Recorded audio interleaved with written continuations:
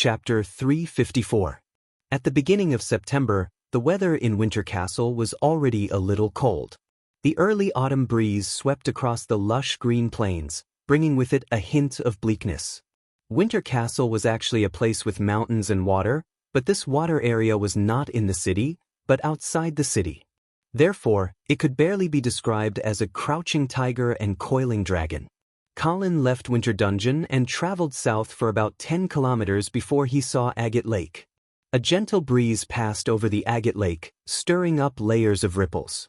Carps of various colors were swimming freely in the lake, but they were immediately frightened by the sound of horse hooves by the lakeside. They scattered and disappeared into the bottom of the lake. After walking along the lake for a while, the outline of a manor appeared in front of them. Colin did not speed up.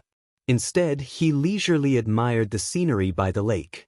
Not long after, the group entered the manor of the house of St. Hilda by Agate Lake. Colin asked the servant who was leading the horse, "Where are the two princes?" "Earl, the two princes are learning horsemanship at the racecourse." Colin nodded, turned the horse around, and rode towards the racecourse. Actually, as the teacher of Prince Harrison and Princess Judy, Colin should be the one teaching them horsemanship. However, Colin was too busy to have the time. Therefore, he let the instructor of the House of St. Hilda do it for him. At least in Colin's opinion, the instructor of the House of St. Hilda was actually more suitable than him to teach the two princes. When he arrived at the racecourse, Colin saw a few thin but vigorous figures galloping on the grass from afar. Colin sat down in the pavilion, and the young maidservant hurriedly served him freshly squeezed orange juice and a small plate of ice. It was the end of summer. Although it was already cold, outdoor sports were still hot and stuffy. Colin poured the ice into the cup and sipped it. "Teacher." The two princes also noticed Colin's arrival and waved at him from afar. Colin smiled and waved back at them.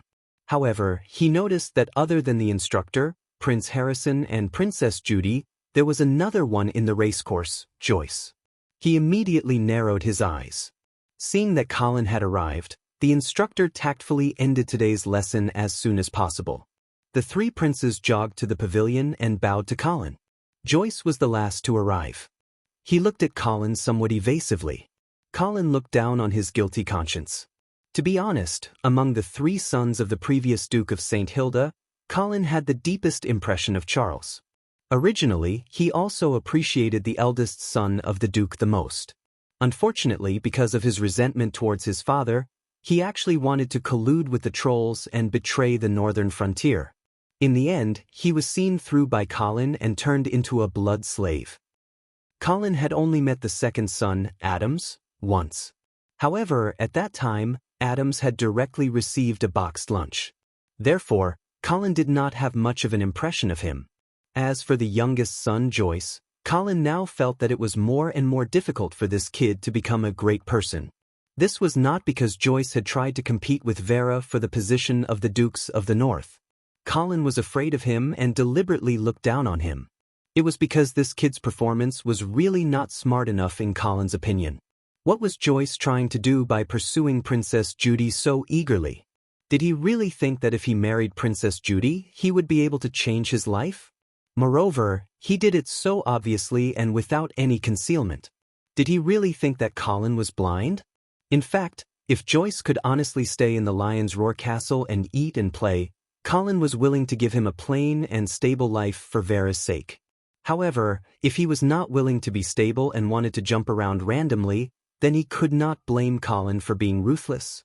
"Teacher, you are really incompetent." Judy's clear and slightly spoiled voice pulled Colin back to reality. The Empire's princess was wearing a tight suit that was convenient for riding a horse today.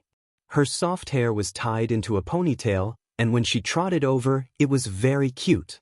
"How am I incompetent?" Colin lazily leaned on the recliner and asked with a smile. "You don't teach us equestrian skills personally. Didn't I find a more suitable instructor for you guys? Everyone has their own strengths, and I can't teach you everything." "Then what are you really good at?" I'm good at beating bad guys." "Beating bad guys?" Princess Judy took the towel handed by the maid and was stunned for a moment. Then she smiled and shouted, "Then I also want to learn how to beat bad guys from you." Colin glanced at Judy, who had thin arms and legs, and deliberately made a disdainful look, and said, "You'd better take a bath first and change your clothes." The little girl snorted, but still ran to take a bath obediently. "Earl, then I will also take my leave first." Joyce immediately opened his mouth and said. Colin glanced at him lightly and nodded, "Okay." When only Prince Harrison was left in the pavilion, Colin asked with a smile, "Why don't you take a bath?" After this period of contact, Prince Harrison could see that Colin was actually not difficult to get along with, so he was not as restrained as he was at the beginning. "Teacher, I recently saw that the Bloody Cavalry is reorganizing their armaments. Are you going to battle again?" Colin drank the cold and refreshing orange juice, shook his head, and said, "Not really. I'm going to the Half-Elf Kingdom, and the Bloody Cavalry will be the escort mission." "So, teacher, are you here to say goodbye to us this time?" "Yes." Harrison was shocked, and then he plucked up his courage and asked, "Teacher, can you take me with you?"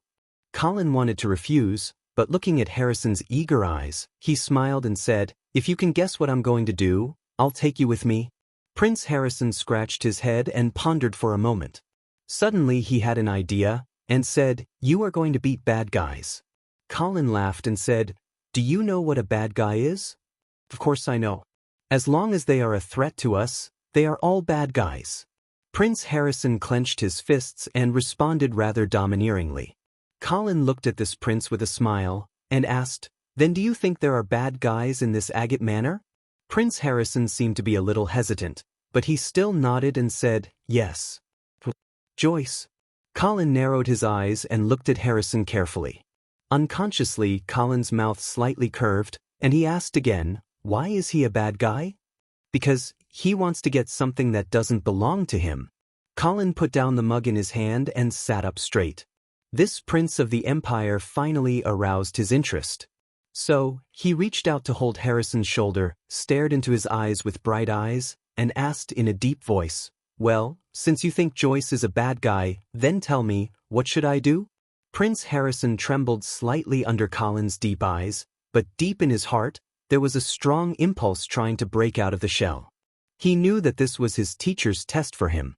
Therefore, the young imperial prince growled in a childish voice, "Don't worry. Bad guys deserve to be punished." The smile on Colin's face became even brighter. He reached out to pinch Prince Harrison's shoulder and said in a bewitching tone, "Very well. Then let me see what you are capable of." Prince Harrison pursed his lips and nodded vigorously.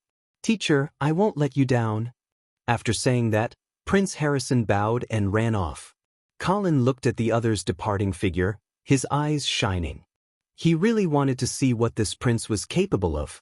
If he was to his liking, perhaps Colin would be willing to sincerely accept this student. Chapter 355. The tranquil night shrouded the earth, and the chirping of insects embellished this quiet little garden with exuberant vitality. Colin looked at the bright moon in the sky and tasted the flower tea in his hand as he waited quietly. He was waiting for the surprise that Prince Harrison would bring him. He had come to Agate Manor this time for Joyce. Although he had never treated this child as a real threat, Colin was about to leave the northern frontier for a period of time, and he felt uncomfortable leaving such a hidden danger in chilly Winter Castle. Moreover, Colin had received reports from his subordinates that the Earl of Avon of the Eastern region was in chilly Winter Castle. However, he did not reveal his identity and did not visit Lion's Roar Fort. Colin knew that he had come to the northern frontier to look for Prince Ari. After all, the Earl of Avon was accompanied by the prince's daughter, Shalia. However, since they had come to chilly Winter Castle, it would be rude if they did not visit the Dukes of the North at Lion's Roar Fort. This made Colin feel that the scheming Earl of Avon was plotting something, so he did not dare to visit Lion's Roar Fort. Therefore, Colin had to nip this hidden danger in the bud before he left. As the night deepened, Colin was wondering why Prince Harrison had not made a move. Was he afraid at the last moment?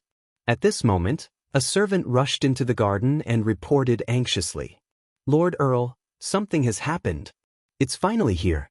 Colin's heart skipped a beat and he asked calmly, "What's wrong?" "Young Master Joyce, you should make a trip there yourself." Looking at the servant's hesitant expression, Colin rolled his eyes and quickly got up. Let's go. Yes. The two of them walked through the dark corridor and arrived at the backyard of the manor. The place was already surrounded by guards and servants, but they stood outside and did not dare to enter.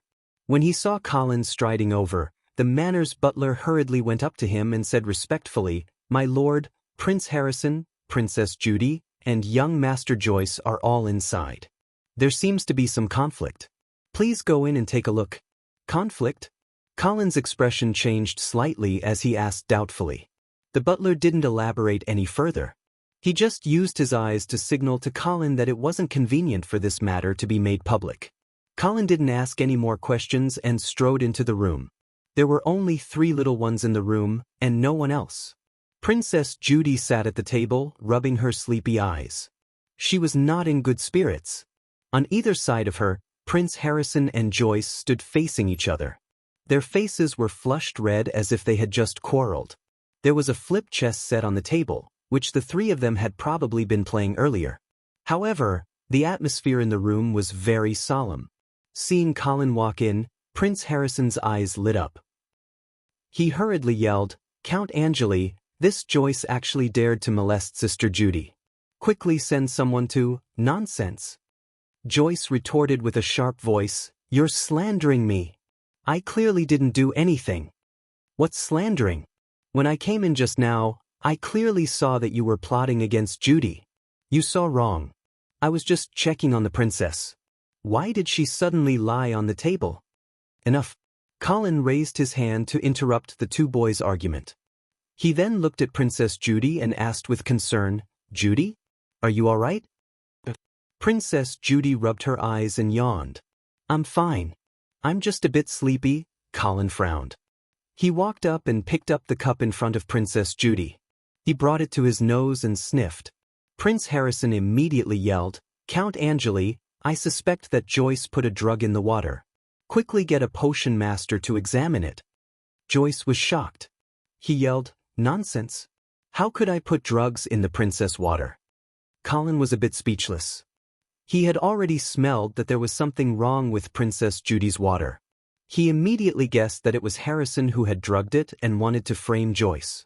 However, this method was too crude. Well, he was still a child after all. It was difficult for him to come up with such a perfect plan. Colin was just thinking about how to help Prince Harrison smooth over this plan when he heard Prince Harrison yell again. "You still want to deny it? Count Angeli, quickly look at Judy's neck. There are traces left by this Joyce." Joyce was obviously surprised. Colin also blinked. Clearly, he didn't expect this kid to have such a trick up his sleeve. He immediately walked up to Judy and asked, "Judy, is there something wrong with your neck?" Princess Judy seemed to have realized that something was wrong. She rubbed her neck and said in a daze, "It seems a bit itchy." Colin pulled open Judy's collar and saw that there was indeed a red patch on her neck. Prince Harrison immediately yelled proudly, "Joyce, are you still going to deny it?" "I didn't do anything." Joyce's face turned red. He yelled in a wrong tone, "Count Angeli, this is all Harrison's doing. You mustn't believe him." Prince Harrison was not going to let him go. He said step by step, "Joyce, it's obvious now. There's no point in denying it. You used the excuse of playing chess to trick Judy into coming here. Then you put drugs in her cup. You wanted to take advantage of the situation to do something bad." "Nonsense. I didn't. Joyce just kept shaking his head in denial. He couldn't produce any concrete evidence to prove his innocence. Prince Harrison, on the other hand, had a smug look on his face. He seemed to think that he had obtained irrefutable evidence. Looking at this familiar scene, Colin suddenly thought of the similar framing incident that happened in the Holy Light Church in Imperial Dragon City. Perhaps this was what they meant by like father, like son. Of course, compared to the framing methods of Emperor Reinhardt and Empress Medela, Harrison's method was too naive and could be easily seen through. For example, the marks on Judy's neck. Colin had already seen some undetectable catkins on her collar. However, this method was enough to deal with a brat like Joyce. Looking at him now, it was obvious that he was panicking. "Count Angeli, quickly get someone to arrest this Joyce." How can he profane the princess of the royal family? I didn't. I didn't. Joyce gave a feeble retort. Tears were welling up in his eyes. He was actually about to cry. Colin was secretly disdainful. He didn't do as Prince Harrison said and arrest Joyce. Instead, he said vaguely, this matter needs to be investigated further. However, young Master Joyce, you should return to the Lion's Roar Castle first. Agate Manor is no longer suitable for you. Joyce obviously didn't expect Colin to let him go just like that. He nodded repeatedly and thanked him. Count Angeli, you must investigate carefully. This matter really wasn't done by me. After saying that, he glared at Prince Harrison and ran out as if he was escaping. Prince Harrison stomped his feet anxiously and complained, Teacher, why did you let him go just like that? Colin ignored Harrison and asked Judy, Judy, how are you now? Do you need me to get a priest to take a look at you? Before Judy could say anything, Prince Harrison muttered softly, I'm fine. I'll be fine after a nap. Colin glared fiercely at Harrison, then picked up the groggy Judy and placed her on the bed in the inner room. After giving a few more instructions to the maidservant outside, he turned to Prince Harrison and said, Don't worry. Come with me. Chapter 356. The night was getting darker. The hazy moonlight shone on the quiet forest path. Prince Harrison followed behind Colin with his head lowered. However, his cheeks were puffed up, and he looked a little indignant. Do you feel that I ruined your plan? Colin did not even turn his head, but it was as if he could already see Harrison's expression. Prince Harrison did not say anything in a fit of pique. He only nodded. Colin's lips curled up slightly and he calmly said, Do you know that sometimes it's best to carry out the plan halfway? Prince Harrison raised his head in surprise, a look of confusion on his face. Colin suddenly stopped in his tracks. He stared at Harrison's pupils with a piercing gaze and suddenly asked, Princess Judy is allergic to catkins, right? But what? Harrison was shocked. He was caught off guard, and his eyes darted around. His words also became stammering. Colin chuckled and said, You still want to frame Joyce like this? If you really make a big deal out of it, are you sure you won't reveal anything when you're questioned? Harrison lowered his head, and he was also a little discouraged. He was probably dealt a blow. Colin did not say anything to comfort this overly immature prince of the empire. He only calmly continued, Your framing method is too shallow, and there are too many loopholes. So, I'm actually letting Joyce go for your own good. Are we going to let Joyce go just like that? But he's really annoying. Harrison mumbled softly. There was still a hint of indignation in his tone. Colin reached out to hold Harrison's shoulder. He stared into his eyes and said, Harrison, remember, don't let your emotions cloud your mind at any time. That will only make you become extreme, and you might even forget your original goal. Harrison looked up at Colin and nodded as if he understood. Colin continued to ask, Do you remember what our original goal was? Original goal? Harrison thought for a while and said, It was to punish Joyce and make him stop trying to get close to Judy. In that case, is there a need for us to convict Joyce? Huh? Harrison looked at Colin in confusion, clearly not understanding what he meant. Colin explained with a smile, Your story is full of loopholes. Although you can't fool me or most smart people, do you think Judy will believe you? Harrison's eyes lit up as he finally understood. He said excitedly, Of course. I understand, teacher. When Judy wakes up, I'll tell her everything that happened tonight. This way, she'll definitely hate Joyce and won't bother with him anymore. Colin nodded approvingly. That's right. To us, Joyce is just a kid that we can easily manipulate. There's no need to ruin our reputation in order to frame him. Harrison finally understood what Colin meant and immediately thanked him sincerely. Fortunately, teacher, you stopped me. Otherwise, if this matter really blew up, the royal family and the House of St. Hilda would send people to investigate. I'm afraid that would be really troublesome. Colin smiled faintly and leaned closer to Prince Harrison. His eyes flickered with a cold light as he said, Don't worry. Furthermore, although we can't convict Joyce, we can still destroy him. Prince Harrison's eyes lit up, and he quickly asked, Really? Teacher, what should we do? To destroy a person, you don't have to convict him or destroy him physically. You can also start with his reputation. Reputation? Tonight's matter will definitely spread among the servants. They don't know what happened, but they must have guessed something. If you pretend to be indignant at this time and deliberately reveal some things.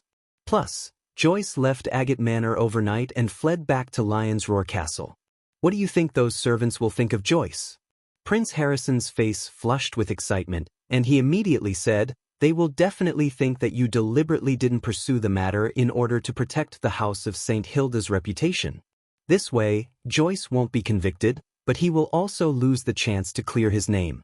Because you have already let him go, no one will investigate this matter thoroughly, and they won't be able to find the loopholes in the story. Even if Joyce wants to clear his name, he won't be able to do it." Colin nodded with satisfaction. He felt that Harrison's comprehension was not bad. Although he was still a little immature, he already had some qualities that an old silver should have. Perhaps this was hereditary? You should know what to do next, right? I know, teacher. Prince Harrison nodded confidently. Please don't worry, I won't let you down this time. It won't be long before Joyce's reputation becomes unbearably bad. He won't be able to get close to Judy anymore. Colin nodded with satisfaction and said, "All right, it's very late now. Go back and rest." Prince Harrison didn't leave. Instead, he nervously asked, "Teacher, then, can I go to the half-elven kingdom with you?" Colin smiled and nodded. "All right, I'll bring you along when I go to Silvermoon City." "Thank you, teacher," Harrison shouted excitedly. Then he bowed and left happily. Looking at Harrison's bouncing back, Colin shook his head with a smile. He was still too immature. All his emotions were written all over his face. Colin didn't have much of a psychological burden to teach his students such dark things. Although Harrison was indeed young, he was destined not to be seen as an innocent child with his status.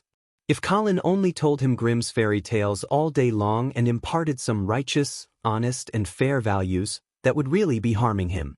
After all, Harrison was destined not to be able to escape from the politics of deceit. Compared to a simple and happy childhood, he needed these schemes more. Furthermore, looking at his proficiency in framing Joyce, the Emperor and Empress probably didn't teach him that simple. As for Joyce, who was framed, Colin only felt a little guilty. However, if he really wanted to do it, he wouldn't be soft-hearted. After Harrison finished making up the story tomorrow, Colin would secretly add fuel to the fire and spread the news throughout the northern frontier, completely making Joyce die in society. Since this kid wasn't willing to be honest, he was no longer an underage child in Colin's eyes, let alone a brother-in-law. He was a political enemy that needed to be treated seriously. Furthermore, Colin was very clear that this political enemy had gathered a considerable force around him. Now, he had only gotten rid of the core of this force. There were still some branches and leaves that needed to be dealt with. Only then could he leave the northern frontier with peace of mind. At that thought, Colin looked in the direction of Winter City with a cold gaze. Chapter 357. Winter City. When the Earl of Avon walked into the dining hall in the morning light, he saw that Shalaya had finished her breakfast and was wiping the corners of her mouth. "Good morning, Shalaya. Why are you dressed so formally today?" Shalaya was wearing a red off-the-shoulder dress today. Her hair was tied up high, and a sapphire necklace hung around her slender and fair neck. She looked elegant and beautiful. She smiled at the Earl of Avon and said, "Good morning, Evan. I'm going to visit the Duke of St. Hilda at the Lion's Roar Castle today." The Earl of Avon frowned slightly. Shalaya saw this and immediately said, "I know you don't want to alarm the House of St. Hilda, but I don't want to continue searching without a clue. After all, this is the northern frontier. Without the help of the House of St. Hilda, we won't be able to find Father's whereabouts." The Earl of Avon sat down at the long table. There was already a sumptuous breakfast on the table. He wrapped the napkin in front of his chest and said with a smile, "All right. Since you've already made up your mind, I'll accompany you later." Shalaya was stunned. She thought that the Earl of Avon would refute her, but she didn't expect him to agree without saying anything. The Earl of Avon saw his fiancée's stunned expression and said with a smile, But I still have to remind you that the House of St. Hilda might not be willing to help us. Besides, even if they are willing, they might not be able to track the whereabouts of a paladin. I understand, but we have to try. Shalia pursed her lips with a determined gaze. The Earl of Avon stopped persuading her and began to enjoy the breakfast in front of him. Shalia didn't say anything else. She lowered her head and looked at the hollow patterns on the tablecloth, deep in thought. The dining hall regained its silence. Only the sound of knives and forks touching the plates could be heard. But not long after, this silence was interrupted by a series of footsteps. "My lord, there's a Knight Wilbur outside asking for an audience." The Earl of Avon frowned slightly. He hesitated for a moment, but still nodded to the attendant. "Invite him in and bring him to the living room. I'll be there in a moment." "Yes." Following that, Earl of Avon sped up and quickly finished the beef patty. After drinking a few mouthfuls of milk, he put down his knife and fork, wiped his mouth with a napkin, and said to Saria, "I'm sorry. I'll go see Nightweb first, then I'll accompany you to the Lion's Roar Castle." Shalia smiled gently and nodded. "Okay." Earl of Avon got up and left the dining room.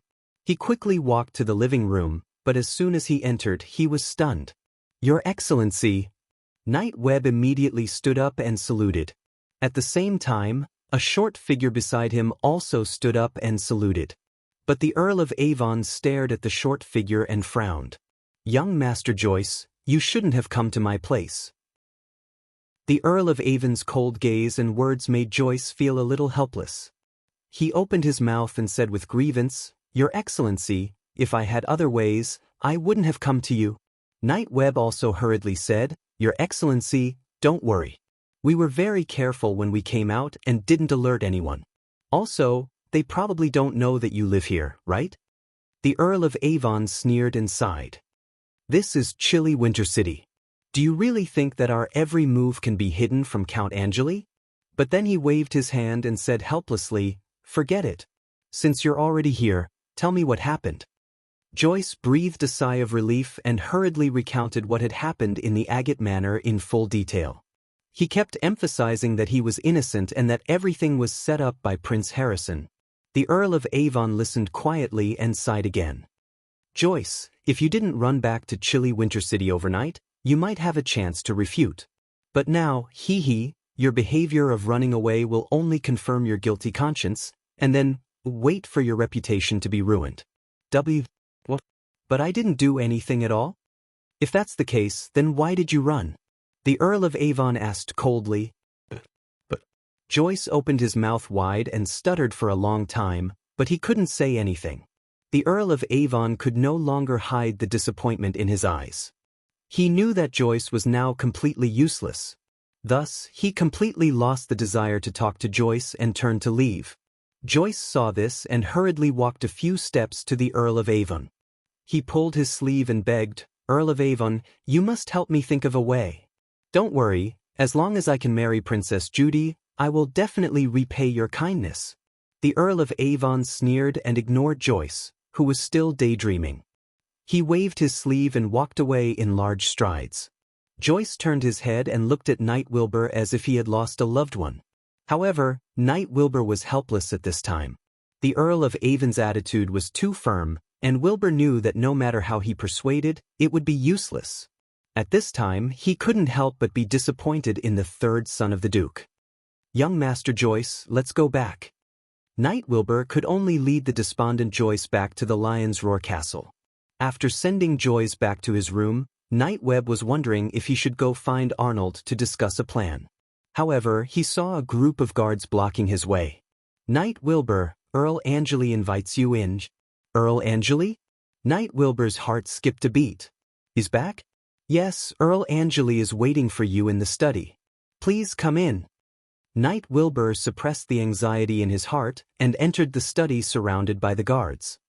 "Please take a seat, Knight Wilbur." Colin seemed to be writing something. When he saw Wilbur enter, he looked up and casually ordered him. Colin's attitude was very friendly, which made Knight Wilbur feel relieved. He sat down on the sofa. After waiting for about 5 minutes, Colin finally finished writing and stood up slowly to Wilbur. Wilbur quickly stood up and asked respectfully, "Earl Angeli, what can I do for you?" Colin laughed and said, "I've been busy recently, so I haven't asked you. Are you used to living in chilly Winter City?" "Of course, I was born here. I only moved to Imperial Dragon City when I was 8 years old. But from the bottom of my heart, I've always regarded myself as a Northern Frontier knight." "Well, that's good." Colin seemed to be relieved. Then he took out a golden dagger from his waist and handed it to Wilbur. Knight Wilbur took the dagger and asked curiously, "Earl Angeli, what do you mean? Do you recognize this dagger?" "Yes." Wilbur nodded. "This is the symbol of the Northern Frontier Guardian's authority." Colin smiled and said, "As the Northern Frontier Guardian, do I have the right to order you, a Northern Frontier knight?" "Of course." "That's good." The smile on Colin's face became brighter. "I'll order you to cut off your left pinky." Knight Wilbur froze on the spot and looked at Colin in disbelief. However, Colin laughed and asked, "Didn't you hear me clearly? Do you need me to repeat it?" Knight Wilbur's entire body turned cold as he realized that Colin wasn't joking. Wilbur asked with difficulty. The smile on Colin's face did not change as he asked indifferently, "Don't you know the reason yourself?" Wilbur opened his mouth, but couldn't say anything to refute. He had never thought that Colin's revenge would come so quickly and without any concealment. However, Wilbur realized that he couldn't resist at all. In terms of authority, as the guardian of the Northern Frontier, Colin did have the right to restrain Knight Wilbur. In terms of strength, Knight Wilbur clearly remembered that Colin had defeated him in one move back in Imperial Dragon City. Only then did he realize that he had no room to resist in front of this young count. With the golden dagger in his hand, it seemed that he could stab into the seemingly defenseless count's chest with a light stab. However, Knight Wilbur didn't dare. "Knight Wilbur, do you have any doubts about my orders?" The smile on Colin's face disappeared, and his tone became cold. Wilbur felt that he was immediately stared at by a terrifying gaze. He trembled from the bottom of his heart and didn't dare to delay any longer. He gritted his teeth and pulled out the golden dagger. Amidst a suppressed groan of pain, a severed finger landed on the white wool carpet. Dark red blood floated down like petals. Colin nodded in satisfaction. He personally picked up the severed finger and handed it to Wilbur. "Send this severed finger to Consul Seabass and write down the reason for this matter yourself." Knight Wilbur covered the wound on his left hand tightly. His entire body trembled in pain, but he still replied respectfully, "Yes." After that, Colin ignored him and sat back behind the desk. Knight Wilbur placed the blood-stained golden dagger on the corner of the table and bowed respectfully. Then he left the study as if he was fleeing.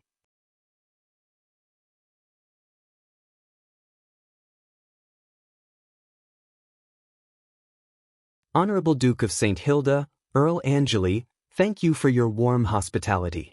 I hope that our presumptuous visit did not cause you too much trouble. Of course not. The Lion's Roar Castle is always open to friendly friends. After some small talk, the four of them sat down and the maid quickly served coffee and desserts. Colin looked back and forth between the Earl of Avon and Shalia.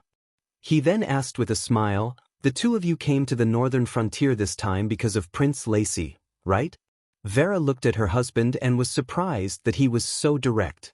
Shalia did not seem to care about Colin's slightly rude question. She nodded honestly and said, "Yes, Earl. I did follow my father's footsteps to the Northern Frontier. At that time, there were still many doubts about Consul Leadham's death. I know it's hard to convince you that my father is innocent based on his one-sided story, but he did come to the northern region because he found some clues. So, if the House of St. Hilda can help me to determine my father's whereabouts, let me get in touch with him, and even help to clear my father's name, then I will be grateful for your kindness for the rest of my life." Vera frowned slightly and said hesitantly, "Miss Shalia, I am also very sorry about what happened to your father. However, before there is conclusive evidence, I cannot use the power of the House of St. Hilda to help you or your father. After all, I cannot let my family's reputation be tarnished. I hope you can understand this." Shalia's eyes dimmed.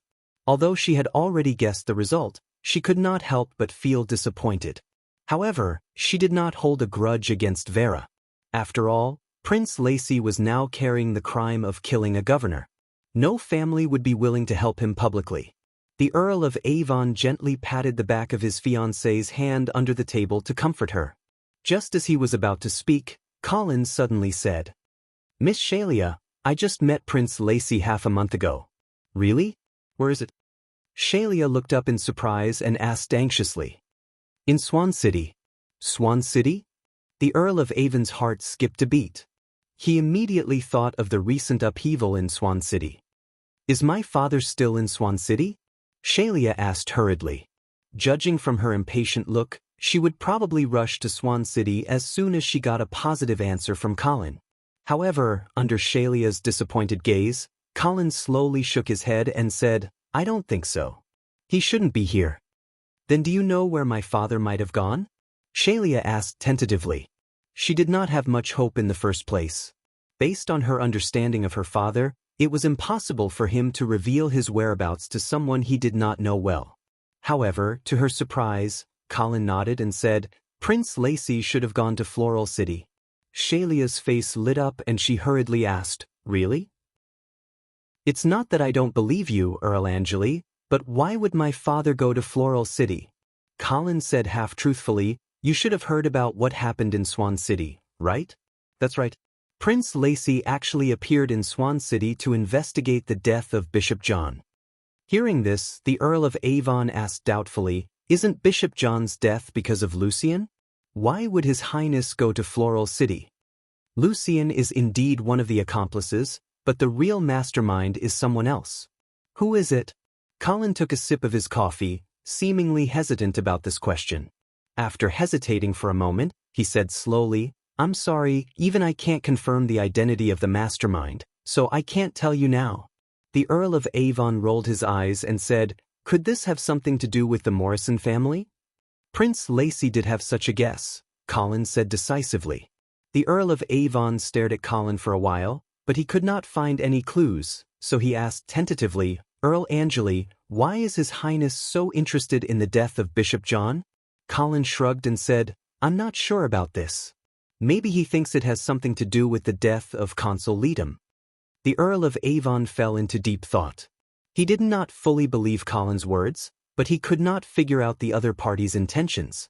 Shelia, who was at the side, could not hold back and quickly thanked him. "Earl Angeli, thank you for the information you provided. If you need any help in the future, please don't hesitate to ask." After saying this, Miss Shelia, who was quite energetic, immediately got up and said goodbye to Vera and Colin. Vera tried to persuade her to stay, but how could Shelia, who was worried about her father, stay for long? She immediately said goodbye and left the Lion's Roar castle. Colin watched the two leave until they disappeared into the distance. Only then did he arrange for two blood slaves to secretly follow them. In fact, the reason he encouraged Shelia to go to Floral City was to confirm Prince Lacy's whereabouts through them. That prince should have arrived in Floral City a long time ago, but Colin's spies there didn't find any movement. He didn't know if Prince Lacy hadn't found the mysterious basement, or if the Morrison family had moved the blood pool in advance. In short, Colin did not know what the prince was doing or where he was. This made him feel somewhat uneasy. But he could not send a blood slave to follow a paladin, so he could only try to find out Prince Lacy's whereabouts by following Shelia. Moreover, he deliberately mentioned the death of Bishop John because he wanted the Earl of Avon to take Shelia to investigate this matter. It would be best if he could catch Mr. Lacy's tail. If he could make Prince Lacy and Mr. Lacy fight again, then Colin could not be happier. These two people were invisible bombs to the northern frontier. Colin could not wait for them to fight and die together. Chapter 359. After leaving the Lion's Roar fort and returning to his residence, the Earl of Avon immediately packed his things and prepared to head to Floral Whisper City. Now that he thought about it, he felt that Colin had deliberately chased him away from chilly Winter Castle. The Earl of Avon wasn't too surprised. Previously, when Joyce followed Nightweb to visit Colin, he realized that he would definitely be feared by Colin. Of course, he couldn't do anything about it. Shelia wanted to find Prince Rhy, and even though the Earl of Avon was her fiancé, He couldn't stop her. Moreover, this was something that the Earl of Avon had to do. Prince Rhy had given him a choice after the incident at Imperial Dragon City. Since he had chosen to believe that Prince Rhy was innocent, the Earl of Avon could only follow this path. Only by finding Prince Rhy and clearing his name could the Earl of Avon obtain the support and status that he wanted. To the Earl of Avon, this was his top priority. As for creating chaos at the northern frontier and planting a few spies, that was something that he could do along the way. After packing his luggage as quickly as possible, the Earl of Avon found Shalia, who was still packing, and said, "Continue packing. I'm going out for a while. I'll be back soon." After bidding farewell to Shalia, the Earl of Avon changed into a low-profile outfit and walked out of his residence. After wandering aimlessly on the streets of chilly Winter Castle, he casually walked into a tavern. In the tavern, the Earl of Avon went to the second floor and sat in a lavishly decorated private room. He drank the wine that was served by the waiter alone. The strange thing was that although the Earl of Avon was alone, there were 2 wine glasses on the table. Before long, the chairman of the Northern Wind Chamber of Commerce, Arnold, walked into the room quietly and bowed to the Earl of Avon. "Please take a seat." The Earl of Avon poured a glass of wine for Arnold. Arnold sat down and thanked him. He drank the wine in the glass in one gulp and asked, "Earl of Avon, do you have any orders for me?" The Earl of Avon sipped the wine in his hand and said calmly, "I'm leaving chilly Winter Castle." Arnold's eyes flashed and he hurriedly asked, "So soon? Are you going back to the eastern region?" "I'm going to Floral Whisper City. If you need anything, you can find me there." "Of course." Arnold nodded. The Earl of Avon glanced at the merchant in front of him and asked, "I asked you to contact the merchants of the northern frontier. How's it going?" Arnold frowned and said with some difficulty, "Earl of Avon, you know the current situation of the northern frontier. Although I've tried my best to rope them in, that Oliver has the support of Earl Angeli and used the position of the Northern Frontier Foreign Trade Company as bait to rope in a large number of powerful merchants of the northern frontier." So, seeing that the Earl of Avon was not worried, Arnold hurriedly said, "Earl of Avon, in fact, I think it's too difficult to compete with the House of St. Hilda for the Northern Frontier Foreign Trade Company. Also, the goal is too obvious. It's too easy to expose ourselves. I'm sure you know that Earl Angeli is not a soft-hearted person. Especially now that young Master Joyce's situation is not good, I'm worried that if we anger him." The Earl of Avon lightly tapped the wine glass and fell into deep thought. He knew that the recent events had made this merchant shrink back. But at the moment, the Earl of Avon could not find a good reason to let Arnold continue working for him. Arnold saw that the Earl of Avon did not speak, so he suggested again, "Earl of Avon, I think we can find another way. We can use a more subtle but fatal strategy to cut off the House of St. Hilda's hand in controlling the business of the northern frontier." The Earl of Avon's expression changed and immediately said, "Tell me about it." "My lord, the Northern Frontier Foreign Trade Company is too big of a target, and Earl Angeli values it too much. It's not wise for us to go head-to-head with them. I've thought about it for a long time, and I think it's better to start with bonds. It might be more appropriate." "Bonds?" "Yes, this is also a policy that Earl Angeli is preparing to implement in the northern frontier. Haven't you heard about it?" "I know what bonds are about. Just tell me your idea." "Yes." Arnold cleared his throat and explained with a little excitement, "My lord, did you notice that the bonds that Earl Angeli is going to issue are not limited to the qualifications of the purchasers? That is to say, even the merchants in the eastern region can use food to exchange for bonds with the House of St. Hilda. If you are careful, you don't even need to alert the House of St. Hilda. You can use a trustworthy middleman to exchange food for bonds." The Earl of Avon's eyes lit up. It was obvious that he realized something. Arnold saw this and seemed to be encouraged. He immediately said with more enthusiasm, "In this way, you can use the funds of the eastern region to intervene in the business of the northern frontier. Once we have a large amount of bonds in our hands, we will have an important handle on the House of St. Hilda. When the bond matures, you can buy a large amount of food and push up the price of food. At that time, these bonds will become a huge crisis for the House of St. Hilda. If they are willing to pay the bonds, they will have to buy food at a high price. In this way, you can make a lot of money anyway. But if they go back on their word, or if they are unable to buy enough food to pay the bonds in your hands, it will seriously damage the reputation of the House of St. Hilda. It may even lead to a new round of turmoil in the northern frontier. Of course, the eastern region will also lose some money. After all, the bonds you have hoarded will become waste paper. But the eastern region is rich. My lord, if you can spend a sum of money to mess up the northern frontier, is it worth it? Of course it is worth it. The Earl of Avon immediately answered. He then raised his glass and clinked it with Arnold. His face was full of praise.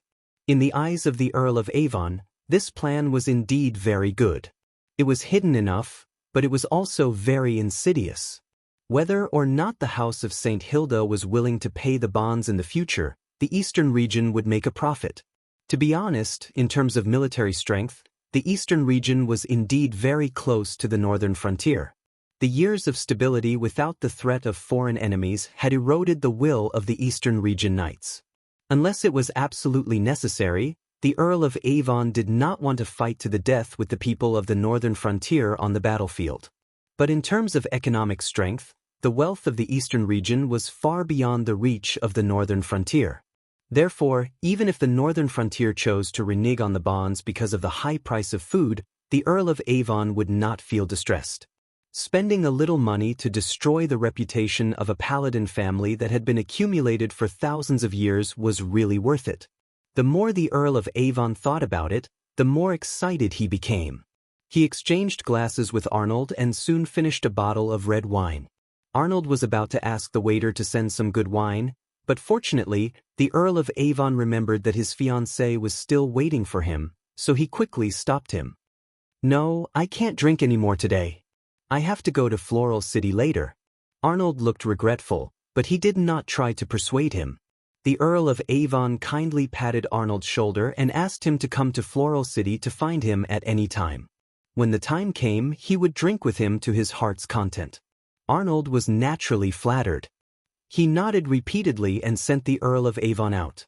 When he returned to the room, Arnold found that there was another person sitting in the Earl of Avon's seat. However, he was not surprised at all. He stepped forward and bowed to Angeli. Count Angeli, I did what you asked me to do. Colin played with the wine glass that the Earl of Avon just drank from and said with a smile, Mr. Arnold, you made the right choice. Mr. Arnold, you've made the right choice. I'm very pleased. Chapter 360. In the tavern's private room. Arnold, who had just been discussing with the Earl of Avon how to dig a hole for the House of St. Hilda, was now respectfully pouring wine for Colin and smiling flatteringly. My lord, I'm a citizen of the northern frontier after all. Of course, I'm loyal to the northern frontier.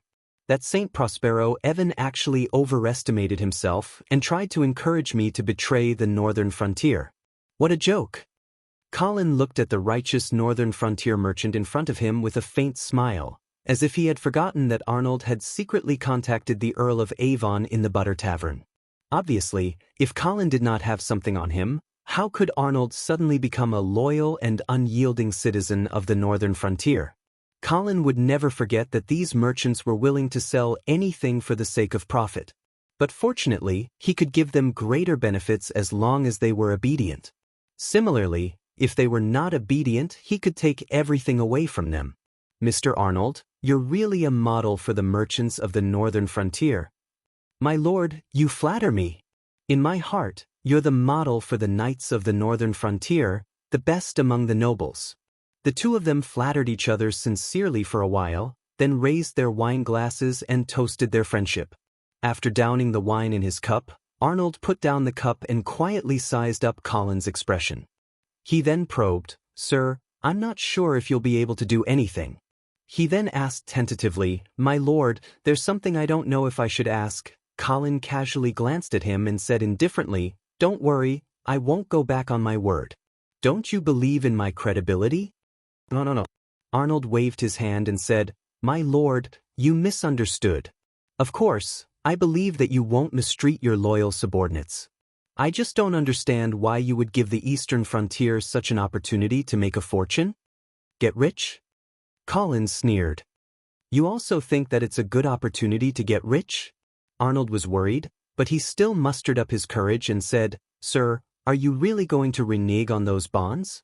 With all due respect, I'm afraid this will severely damage the reputation of the House of St. Hilda. Colin laughed and teased, You're not bad. You're starting to think for the House of St. Hilda. Of course, the great House of St. Hilda holds a high place in the hearts of every citizen of the northern frontier, Arnold said with a pious expression, as if he was worshipping his own religion. Colin ignored Arnold's display of loyalty and lightly said, Don't worry, the House of St. Hilda will not destroy its own reputation. No matter who comes to the Lion's Roar fort with matured bonds, we will honor them, even if they are from the Eastern Territory. However, if you say that the Eastern frontier can make a fortune by hoarding bonds and manipulating food prices, then you're taking it for granted. Arnold looked puzzled and asked, Sir Count, please forgive my stupidity, but I don't quite understand what you mean. In fact, the trap that Colin dug for the Earl of Avon was, to put it bluntly, a simple operation similar to futures. At this time, the Earl of Avon was buying food at a low price in the eastern frontier and bringing it to the northern frontier to exchange for bonds. These bonds could be regarded as futures contracts. On the day of the future delivery, when the bonds matured, as long as the price of food in the northern frontier was higher than the current price in the eastern frontier, the Earl of Avon could rely on this difference to make a fortune. He could even make the House of St. Hilda unable to come up with enough money to buy the corresponding food, thus resulting in a credit default.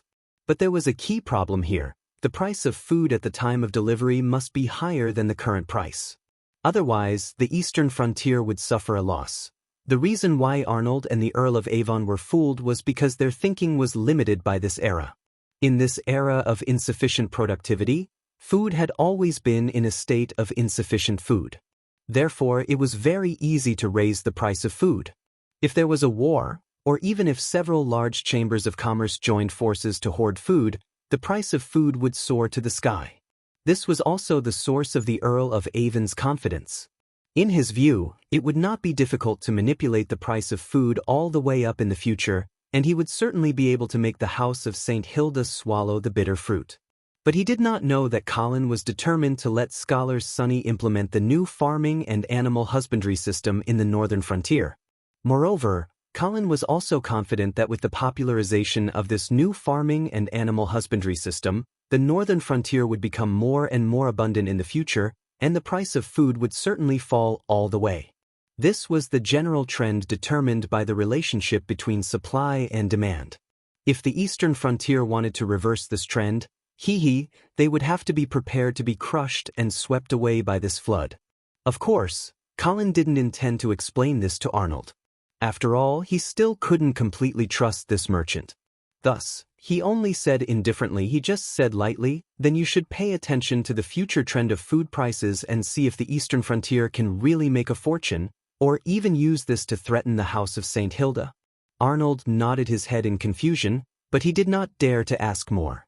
Colin gave Arnold a few more words to let him feel at ease in this promising undercover job, and then he left.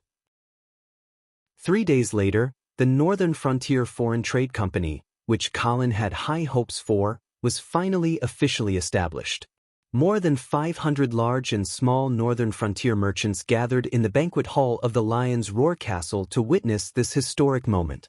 Since the Earl of Avon's attention was diverted by Colin to the bonds, without the eastern frontier secretly intervening, it did not take much effort for Colin to successfully occupy nearly 60% of the shares of the new company. Of course, such a large sum of money was certainly not enough for the shallow Angeli family. Even if they invested all the war reparations of the Great Demon Empire, it would still not be enough. Fortunately, with the help of the House of St. Hilda, the Oman family, the Schultz family, and the Half-Elf Kingdom's Miller family, Colin was able to successfully control the board of directors and become the first chairman of the Northern Frontier Foreign Trade Company. Oliver was also appointed as the company's first general manager by Vera as he wished. Moreover, the management team of the company, especially the two most important departments, were the backbone of the original Tulip Chamber of Commerce. At this point, A northern frontier foreign trade company under Colin's complete control was finally established. In Colin's vision, it would become a weapon for him to integrate and control the northern frontier's business community, as well as to carry out economic invasion. At the same time, the Northern Frontier Charity Foundation was also announced. Compared to the Northern Frontier Foreign Trade Company, the foundation's establishment was very low-key. Moreover, besides Colin, no one else was aware of its huge potential and real role. After dealing with the business community's problems, Colin began to prepare for his trip to the Half-Elf Kingdom. In fact, the current hidden dangers in the northern frontier had not been completely eliminated, such as Mr. Kong, Prince Rhy, and the Morrison family. However, Colin felt that these problems were quite troublesome and could not be dealt with for the time being. Fortunately, he had already reached an agreement with Mr. Kong. Although Colin had doubts about the reliability of this agreement, he believed that Mr. Kong would not cause too much trouble in the northern frontier in the short term. After all, he and Colin did have a basis for cooperation in some aspects. What's more, Prince Rhy was watching this terrible mage. Colin could only temporarily put these hidden dangers aside to deal with a more important and urgent problem: food. Queen Aisha had sent a letter. Compared to the last time when they were unprepared, this time the half-elf grain merchants had united. They did not want to be forced by Colin to buy a large amount of food at a low price like last year. Moreover, behind them, there seemed to be the support of the eastern region. Therefore, Colin was ready to take the Blood Cavalry to Silvermoon City, this time to teach the half-elf merchants a lesson. After half a year of development, the Blood Cavalry had now expanded to a scale of nearly 20,000 people. Although there was still a big gap between them and the Black Cavalry at its peak, it could already be considered a terrifying military force. At least in the half-elf kingdom, there was no force that could threaten it, unless the eastern region sent a large number of troops to the half-elf kingdom. In that case, it might be a good thing for Colin, because this meant that the eastern region gave up their biggest geographical advantage, the new Shui River. Colin was very willing to form the Northern Frontier Coalition Army and compete with the Eastern Region Army in the half-elf kingdom. However, this was just Colin's own thought. As long as the Duke of St. Prospero was not stupid, he would not do this. In late September, after bidding farewell to Vera, Colin personally led the Blood Cavalry to leave Winter City and set off for Silvermoon City. Chapter 361. Half-Elf Kingdom, Shadow Canyon. This canyon was a shame that could never be washed away for the Black Cavalry. The ambush a year ago had caused most of the essence of the Black Cavalry to be buried here forever. Today, as the successor of the Black Cavalry, the Blood Cavalry passed by this place again. This time, even without Colin's special instructions, Knight Roger personally led the vanguard and prepared to check every nook and cranny of the canyon to ensure that the tragedy from the last time would not happen again. The towering cliffs blocked the sunlight and shrouded the whole canyon in darkness. Unknown weeds and fungi still thrived in such an environment. Perhaps this was thanks to the tragic battle last year. Countless corpses and large amounts of blood became the best nourishment for these wild plants. In a sense, life was indeed a kind of reincarnation. The human graveyard was a paradise for plants. Walking in the canyon, Knight Roger's heart was heavy. The air was still filled with the smell of blood, and his ears seemed to recall the tragic battle that day. Although Colin had led them to annihilate the Sky Horse Legion in Silvermoon City, which could be regarded as revenge for the dead soldiers of the Black Cavalry, the shame of the Shadow Canyon still lingered in the hearts of every Blood Cavalry soldier. Knight Roger thought that perhaps one day, the Blood Cavalry would be able to break into the White Dew City and hang the corpse of the Duke of St. Prospero on the city wall.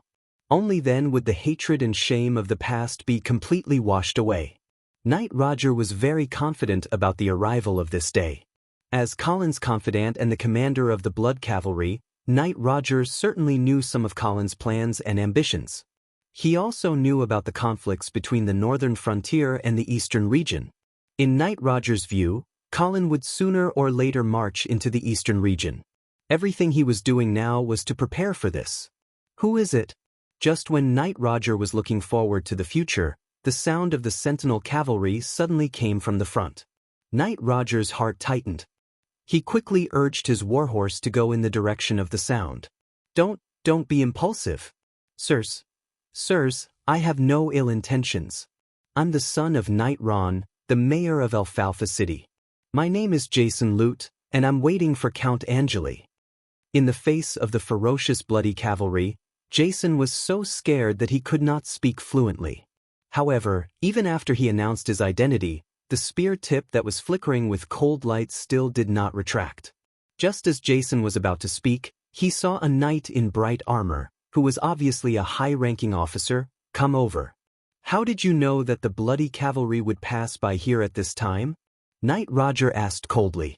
Due to the recent experience, Knight Roger was now very sensitive to any accidents. Hearing this, Jason immediately understood the other party's concerns, and quickly explained with a bitter face, Sir Knight, how can I know the exact whereabouts of the bloody cavalry? My father, Knight Ron, told me that Count Angeli would come to Silver Moon City soon, so he asked me to wait here. To tell you the truth, I've been waiting here for more than a month, and now you've finally arrived. Only then did Knight Roger feel relieved. You come with me.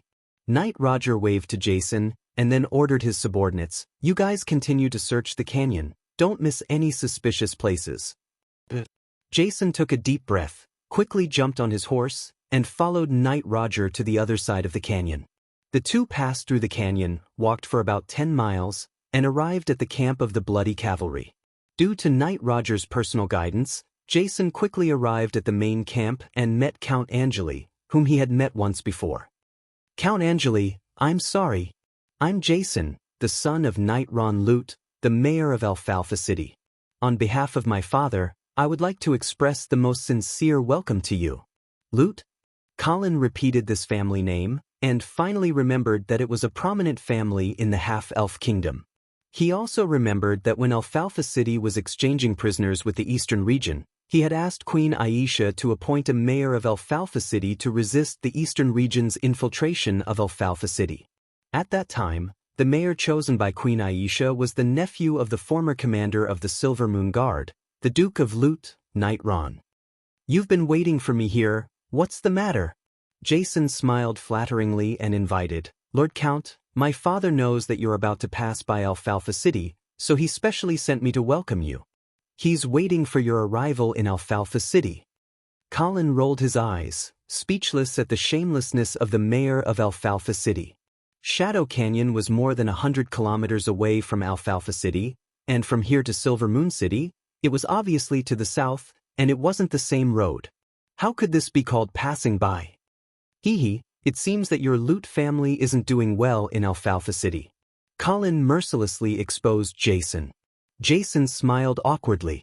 He also knew that his father's purpose was easy to guess, but at this time, the Lute family really needed foreign aid. The situation in Alfalfa City was very bad, so he could only smile and say, Lord Count, you can rest assured that as long as you lead the blood cavalry to Alfalfa City, those rats who only dare to hide in the sewers will definitely run away. Colin chuckled. Of course, he wouldn't have any doubts about this. The so-called Alfalfa Brotherhood supported by the Eastern region was nothing more than an organization composed of bandits and criminals. Let alone the blood cavalry, in front of any regular army, they would flee at the sight of the wind. But what was the use of that? Alfalfa City's geographical location was too special.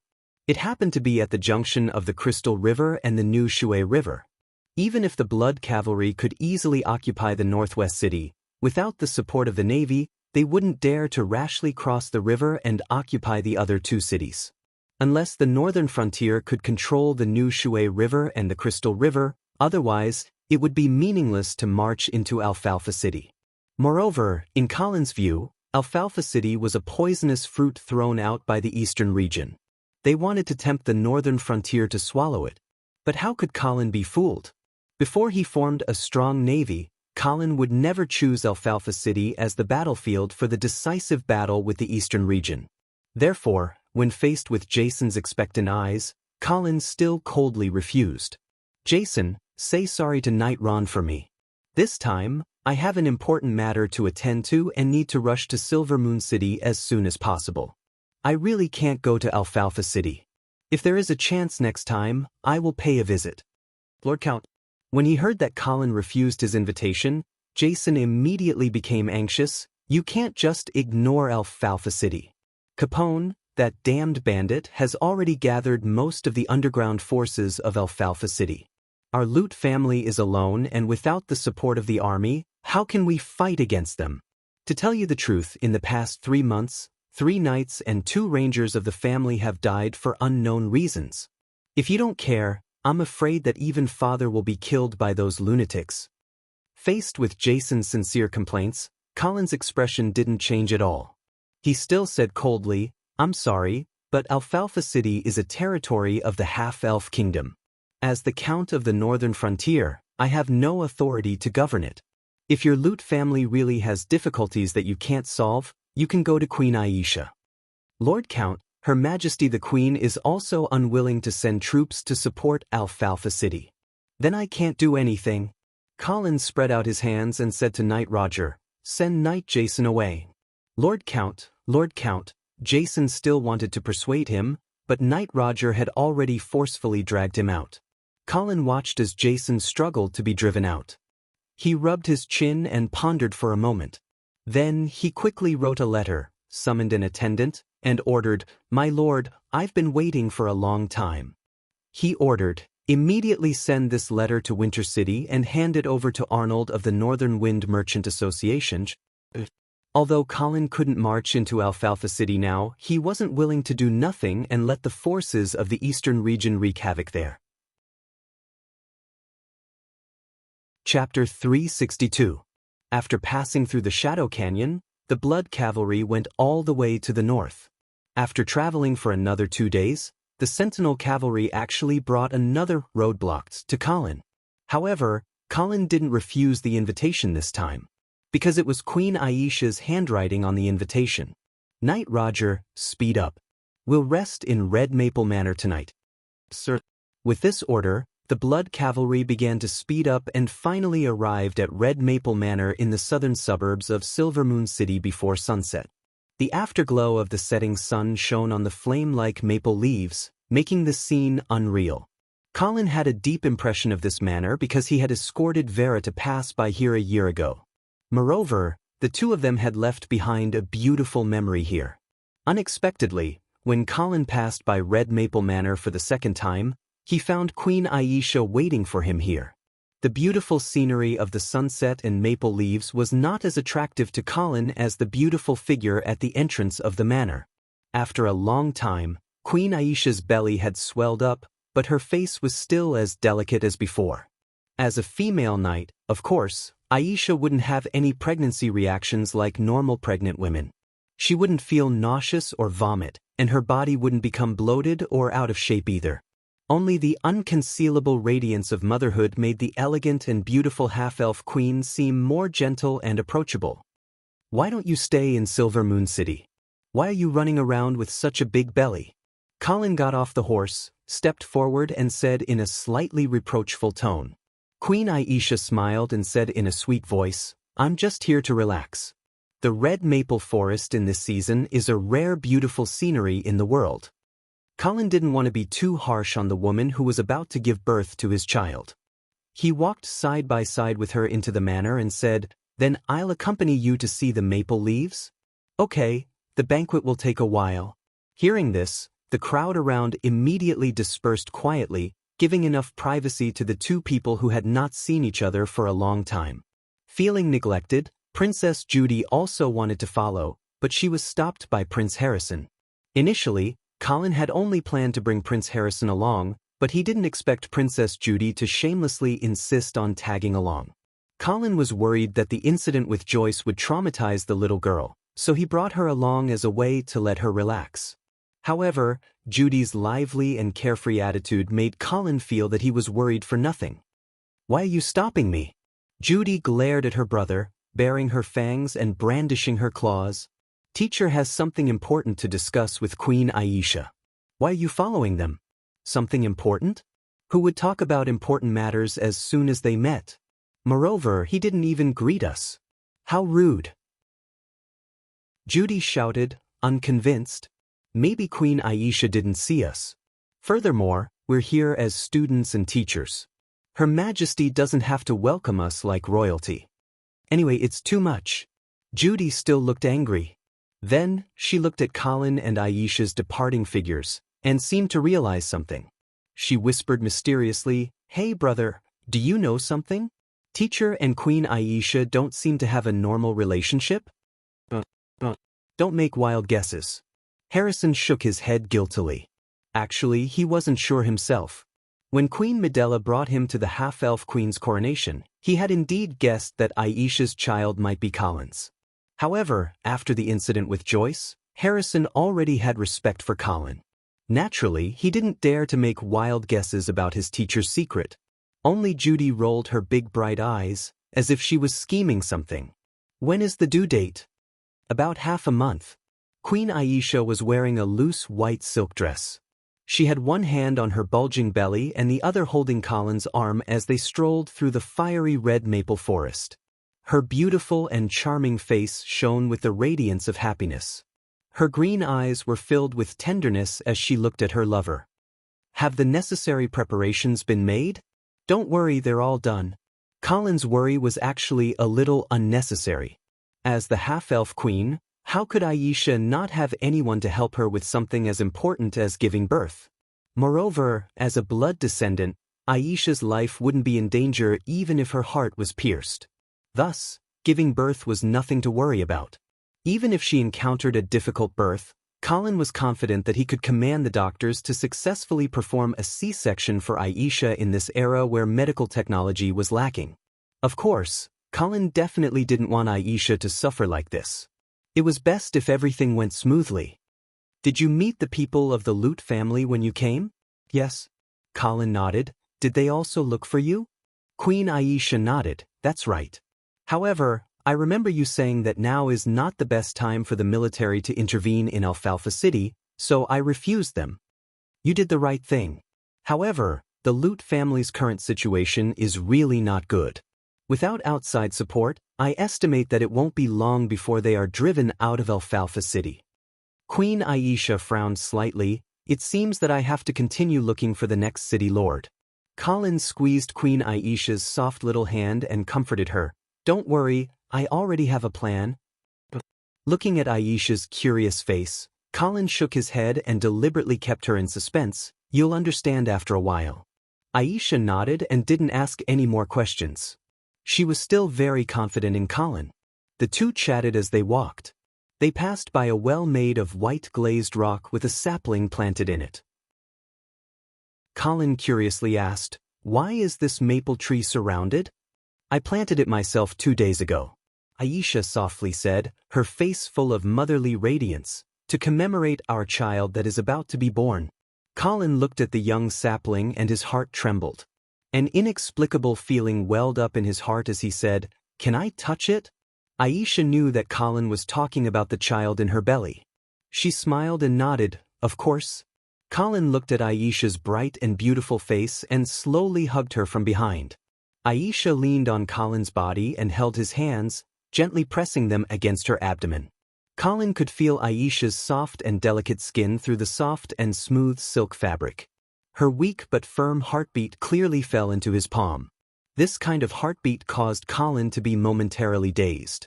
This little life was connected to his bloodline and was an extension of his life. It proved that his existence in this world was real and not fabricated. As a visitor from another world, Colin had always felt a vague sense of estrangement from this world. It was as if he didn't truly belong here. Only now did Colin finally feel a sense of belonging as he listened to the heartbeat of the little life in Aisha's belly. For a moment, his heart was calm and filled with strength. Suddenly, Colin thought of a question. As the child of him and his bloodline, would this child also be a member of the blood race? At the thought of this, Colin felt an inexplicable sense of anticipation. Chapter 363. Early morning, Red Maple Manor. Queen Aisha opened her eyes and found that her lover was no longer by her side, leaving only a breath that she was infatuated with. After lying on the comfortable bed for a while, Aisha gently stroked her bulging belly. a happy and sweet smile appearing on her beautiful face. "Good morning, baby." After gently greeting the little life in her belly, Aisha left the bed and walked out of the bedroom barefooted. She saw Colin sitting at the desk in the front hall, holding a roll of parchment and looking at it in a daze. Colin heard the movement behind him and turned his head to see Aisha in a loose nightgown. He smiled and said, "Dear, did I wake you up? You should sleep more. Also, pregnant women need to keep warm. You can't run around the house barefooted." Queen Aisha rolled her beautiful eyes and walked forward to sit on Colin's lap. She used her delicate red lips to stop her lover's nagging. After a moment of tenderness, Aisha curiously looked at the parchment on the table and asked, "What are you looking at?" "I'm looking at the report that Duke Modwin wrote for you." Aisha did not mind that Colin was flipping through the letter that her vassal wrote for her. Instead, she giggled and said, "Duke Modwin is anxious? Hee hee. Isn't it all because you refused to go back to Red Maple Manor?" Colin raised his eyebrows and patted Aisha's smooth and delicate thigh lightly. After patting it, he also laughed. Perhaps he was thinking of Duke Modwin, who was simple and honest but had no ability. Queen Aisha leaned softly on Colin's chest and felt his vigorous heartbeat. She smiled and asked, "Then do you think I should return to Silver Moon City immediately?" Colin glanced at the beautiful smile of the woman in his arms and shook his head. "No, let Duke Modwin continue to be anxious for a while." "What reason should I use this time?" Queen Aisha asked with a smile. "Previously, I could say that I did not see you. But now that you have arrived at Red Maple Manor, how should I reply to Duke Modwin?" Colin pondered for a moment and said, "Just say that the carriage is broken and is being repaired." How could there be such a coincidence?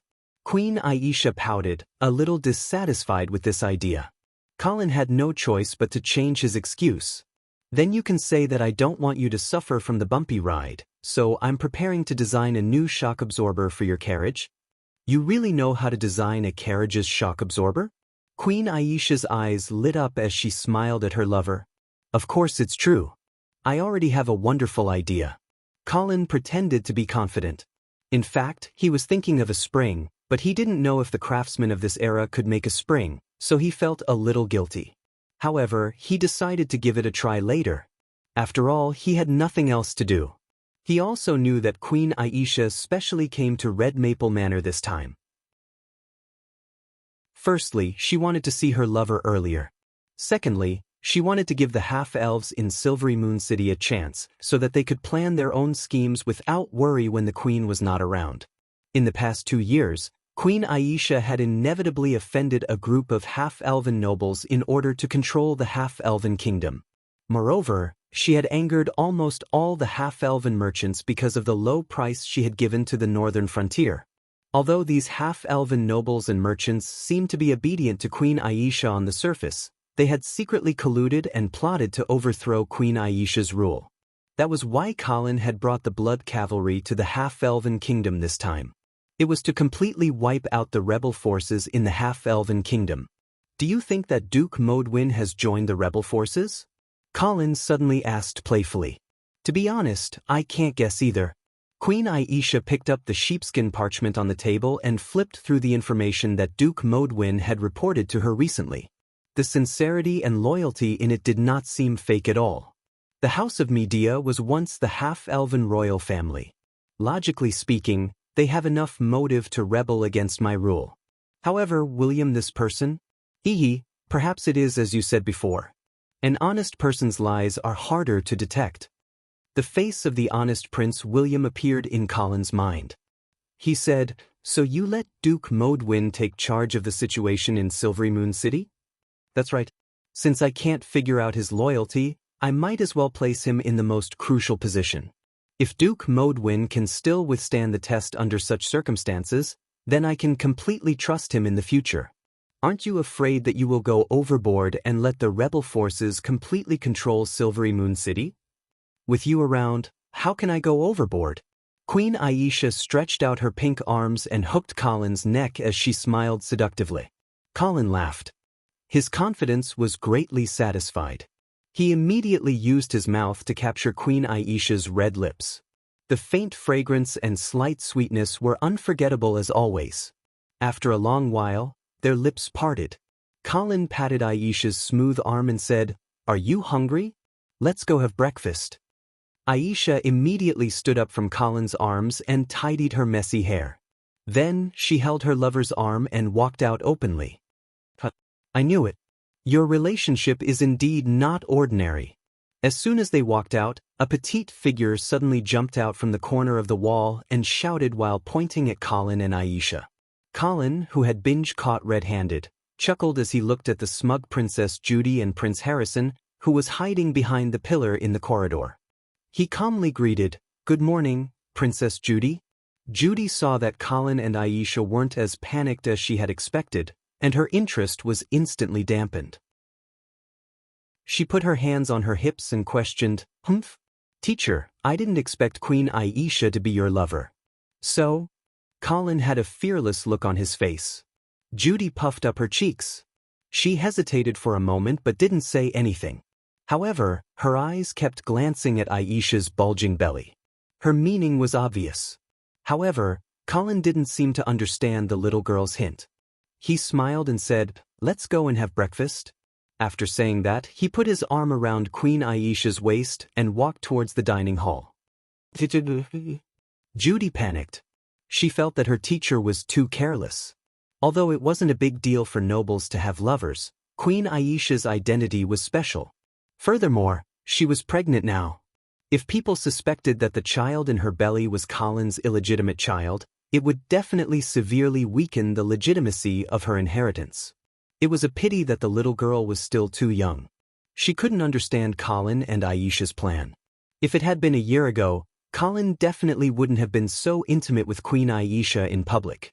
But now, as the Earl of the Empire and the Guardian of the Northern Frontier, he didn't have to hide it anymore.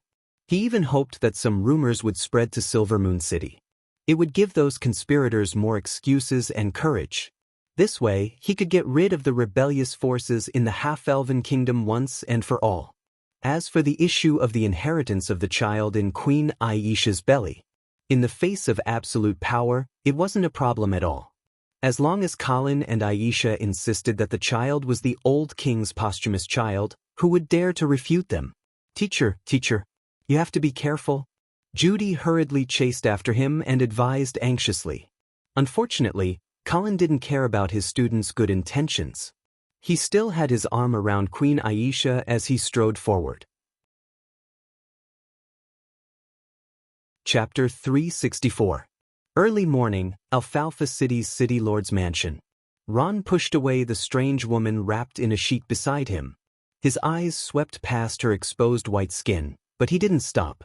However, the woman seemed to be unsatisfied and continued to pester him coquettishly. It wasn't until Ron threw a few silver coins that the woman stopped pestering him. She put on her clothes with a smile and left the room. Ron rubbed his slightly swollen head and put on his nightgown. He went to the bedroom's floor-to-ceiling window and pulled open the huge curtains. The sun was shining brightly outside the window. It was another beautiful morning. Unfortunately, Ron's mood couldn't be good. It had been almost half a year since Queen Aisha appointed him as the City Lord of Alfalfa City. Ron's hot blood had been extinguished by the cold reality. He originally thought that this was an opportunity to revitalize the Lute family, but now it seemed that this was simply a bottomless pit. This pit had swallowed almost all of Ron's enthusiasm and hope. Perhaps it would continue to swallow the Lute family's glory and even their inheritance. In the past, even if the Lute family had been stripped of their title by Queen Aisha because of their participation in the Savoy family's rebellion, Ron wouldn't touch those dirty and lowly commoner women. But now, Ron had given up on himself. Even if the noble bloodline of the Lute family flowed out to those lowly commoners, it was still better than being cut off. Dong dong. The door was gently knocked twice, and Ron responded softly. Immediately, an old maid came in with a noble's robe and began to dress Ron. The maid's actions were a little rough.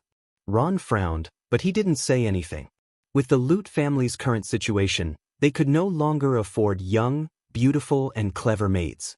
Ron was worried that if he scolded the maid in front of him and made her run away, no one would help him dress in the future. This was actually a very serious problem for nobles because nobles' robes were very troublesome. Without the help of a servant, there was no way to wear them. Many commoners like to tease that stupid nobles don't even know how to wear their own clothes. But in fact, if they really tried on a noble's robe, they would be completely dumbfounded. Just as Ron was enduring the maid's rough hands and feet, the door was knocked again. Soon after, his son, Jason, strode in and reported, "I'm sorry, Father, a caravan from the northern frontier entered Alfalfa City last night." Caravan? From the northern frontier? Ron's brows furrowed tightly as if he couldn't believe that a caravan would dare to come to Alfalfa City. Alfalfa City was a city of chaos, sandwiched between the northern frontier, the eastern region, and the half-elf kingdom. It had always been a haven for criminals. Therefore, although its geographical location was very good and suitable as a transit point for cross-border trade, as long as a businessman was sane, he would not choose to pass through here. Could it be that it was some hothead who didn't know the situation in Alfalfa City and had recklessly barged in? Which chamber of commerce are they from?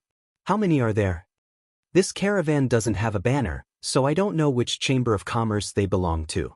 However, there aren't many people in their caravan. There are only about 10 of them, and there's also an unknown mercenary team escorting them. There are less than 100 people in total. They really do seem like hotheads, Ron thought. They actually dared to do cross-border trade with so few people. Even if they didn't go through Alfalfa City, they would probably be targeted by bandit groups at the chaotic border. Forget it, don't worry about them. Ron waved his hand casually.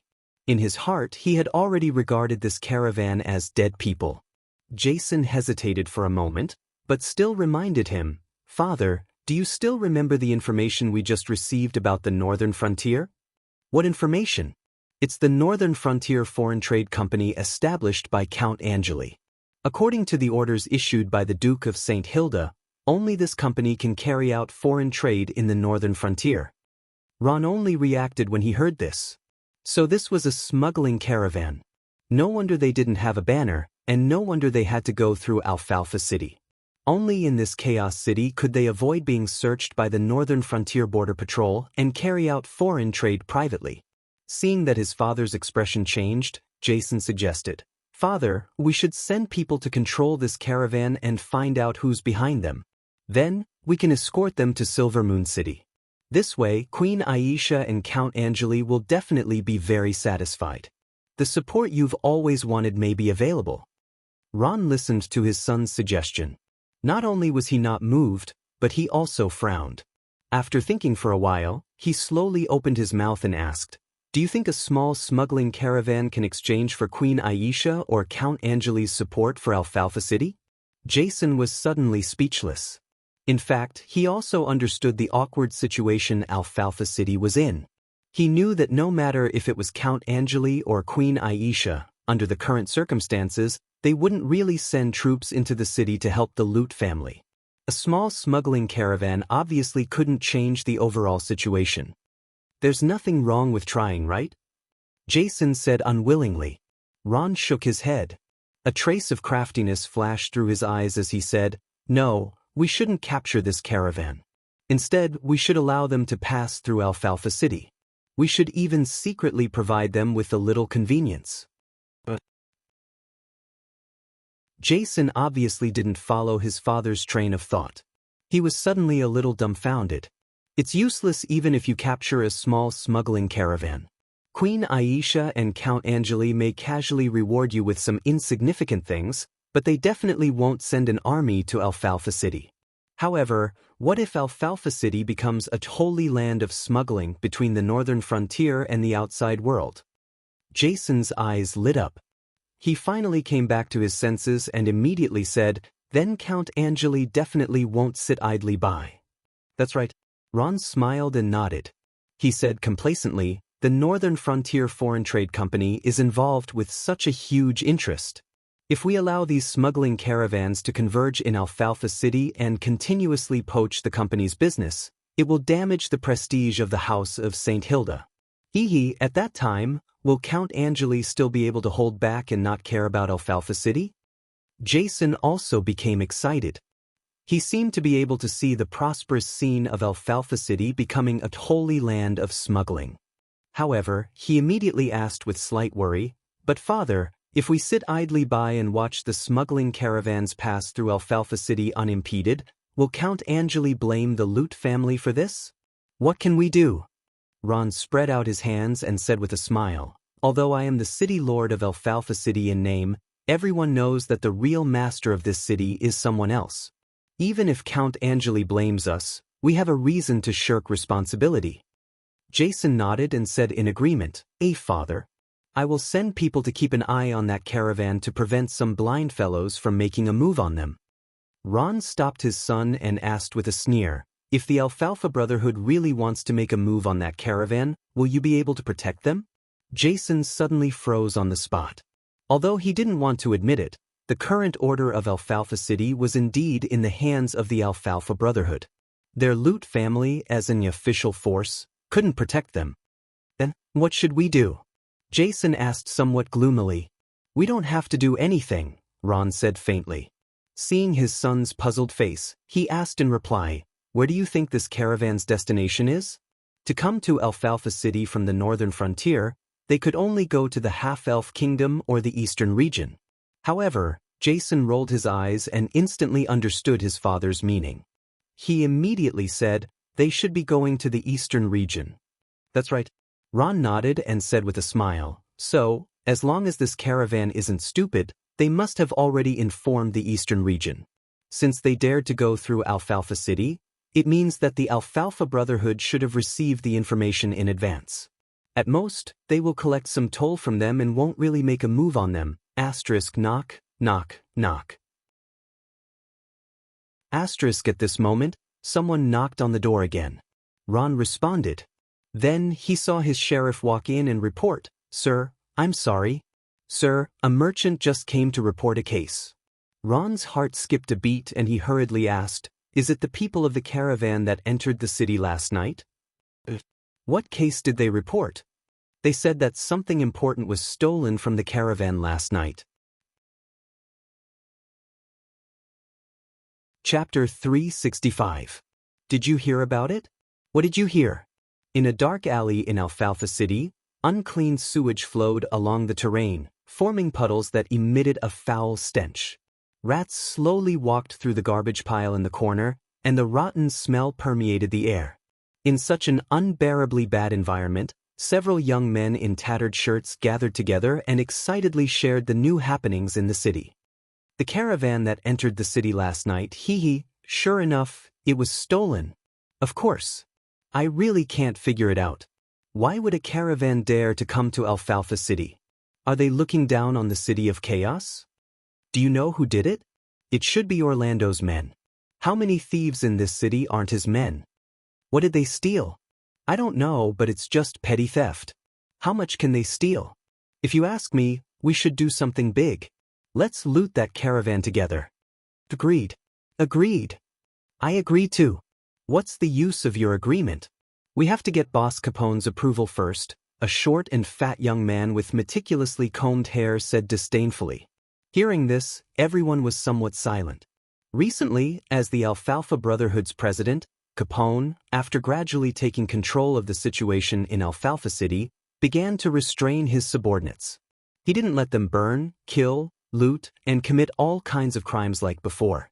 According to Capone, we are about to become the masters of this city. How can a master wantonly ruin his own home? From this sentence, one could see Capone's ambition. But this wasn't surprising. Every dark force would want to wash their hands when they reached a certain stage of development. It was just that such restrictions made the various forces in the Alfalfa Brotherhood somewhat conflicted. If it weren't for Capone's tyrannical strength and high prestige in Alfalfa City, the Alfalfa Brotherhood might have fought among themselves. Seeing that everyone had fallen silent, the man asked in a joking tone, "Did you know that the manager of the caravan actually went to the city lord's mansion to report the case?" I'm dying of laughter. Report the case? The others were suddenly amused, as if they had heard the funniest joke in the world. Instead of looking for that cowardly city lord, you might as well look for our boss Capone. Boss Capone wouldn't care about such trivial matters. As soon as he said this, a man hurried over and said breathlessly, "Have you seen Harry?" "Harry? I didn't see him." What's wrong? This kid stole something from the caravan entering the city. Boss Capone is looking for him. Hearing this, the few of them looked at each other in disbelief. They had just said that Capone wouldn't care about such a small matter, but they were immediately slapped in the face. It wasn't until the person who asked the question ran away in a hurry that they recovered from the shock and confusion. Why do you think? Why would Boss ask about this? I'm afraid Harry stole a lot of valuable things. This seemed to be the only possible answer. Realizing this, their breathing became heavy, and their eyes flashed with unconcealable greed. Since Boss is looking for Harry, how can we not help? Yes, let's look for it together. Alfalfa City wasn't a city full of warmth. On the contrary, indifference was the normal atmosphere here. But today, the enthusiasm of the entire city had been aroused. Almost everyone knew that the caravan entering the city last night had been stolen, and that Boss Capone was looking for the thief who had done it. Although Capone didn't say why he was looking for a thief, this didn't prevent everyone from cleverly thinking that this thief must have stolen a huge sum of money. Otherwise, how could it have attracted Boss Capone's attention? Similarly, this had attracted the attention of the entire city. In this depraved city full of scum and villains, there was no one who didn't love money. Even if they knew that this wealth shouldn't be something they could touch, if it really appeared in front of them and was at their fingertips, perhaps not many people would be able to resist such a temptation. For a moment, Alfalfa City was surging like a storm. In a dimly lit room, a middle-aged man with a dark complexion was sitting with a cold expression. He wasn't tall, only a little over 1.6 meters. After sitting down, he seemed even shorter, but the whole room was shrouded in this person's aura. Capone, a fifth-rank warrior and the president of the Alfalfa Brotherhood. It was said that behind him stood a big shot from the eastern region. Now, Alfalfa City was under the control of this person. On the right side of Capone stood a tall and skinny half-elf with a serious expression. His name was Orlando. This half-elf was quite famous in Alfalfa City, and could be called the ancestor of all thieves in the city. Only, this ancestor of thieves was currently in a very bad mood. These are the things you stole? Capone coldly stared at the young thief kneeling in front of him and questioned, Sir, apart from the gold coin I used to drink yesterday, the rest are all here. The young thief's complexion was pale, and his body couldn't help but shiver. His teeth chattered as they chattered, but Capone obviously didn't believe the words of the thief. He sneered and said, I'll give you one more chance. Apart from the gold coin, what else did you take? As long as you give it to me, I can guarantee your safety in Alfalfa City. Otherwise Large beads of sweat appeared on the forehead of the young thief. He couldn't wipe it clean no matter how hard he tried. He raised his left hand and made a nondescript oath, saying, Sir, I can swear to the God of Radiance that the things I stole last night are all here. Apart from the gold coins, I didn't take anything else. Capone laughed and was about to open his mouth when Orlando finally couldn't help but say, Sir Capone, if you want to punish my people, you should at least give a proper reason, right? What did he take that he shouldn't have taken, and even alarmed you? Capone shot a glance at Orlando. He knew that his behavior had already aroused the dissatisfaction of this ancestor of thieves.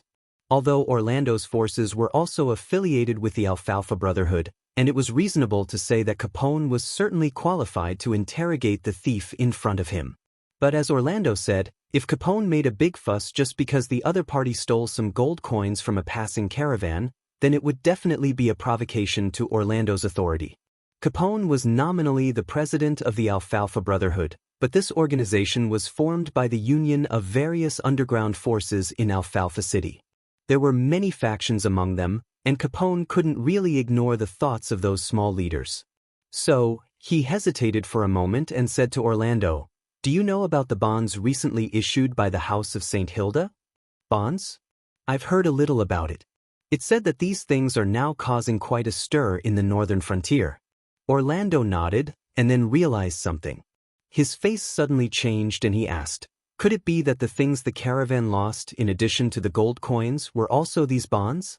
That's right, Capone said with a dignified expression, and it's not a small amount. How much? Orlando asked bitterly. Let's put it this way, These bonds are worth more than the entire Alfalfa City. Orlando opened his mouth wide, and his face was full of disbelief. You're not joking, right? Do I look like I'm joking? Capone sneered and revealed, these bonds are something that a certain big shot in the eastern region wants. Hee, Orlando, are you sure you can bear the consequences? Orlando's face instantly turned deathly pale. The young thief kneeling in front of the two was about to faint from the shock of this news. A majestic urge to pee continuously attacked his fragile nerves, and he screamed, Sir Capone, Sir Orlando, you must believe me. I really didn't take any bonds, I don't even know these damn bonds. Capone snorted and urged, Orlando, what are you waiting for? Orlando's face changed for a while, and finally he sighed and said coldly, let's begin the punishment. Chapter 366. In the end, what kind of person could withstand the torture of a confession? Had he undergone special training? Did he not feel pain? Or did he have some kind of undying belief? In any case, this young thief did not belong to any of the above categories. Therefore, Harry could not bear it any longer. He confessed all the filthy things he had done since he was young. Unfortunately, this was not what Capone wanted to hear. Thus, the torture continued. The Alfalfa Brotherhood had no bottom line at all. In order to make Harry speak, they used all kinds of methods. Not long after, this poor thief was tortured to the point that he did not look human anymore. 2 hooks used to hang pork were passed under his collarbone, hanging him up. His whole body was covered with bloody whip marks. One of his eyeballs had been dug out, and the place where his nose used to be had become a bloody hole. A long wooden stick with thorns was stuffed into his buttocks. Harry fainted several times, but was immediately awakened by the burning of the soldering iron. It was only when the executioner held a knife with a cold glint and was about to cut off a certain male feature between Harry's legs that he finally collapsed. Sir Capone, I'll speak. Capone expressionlessly signaled to the executioner, then said to Harry, Speak, my patience is limited.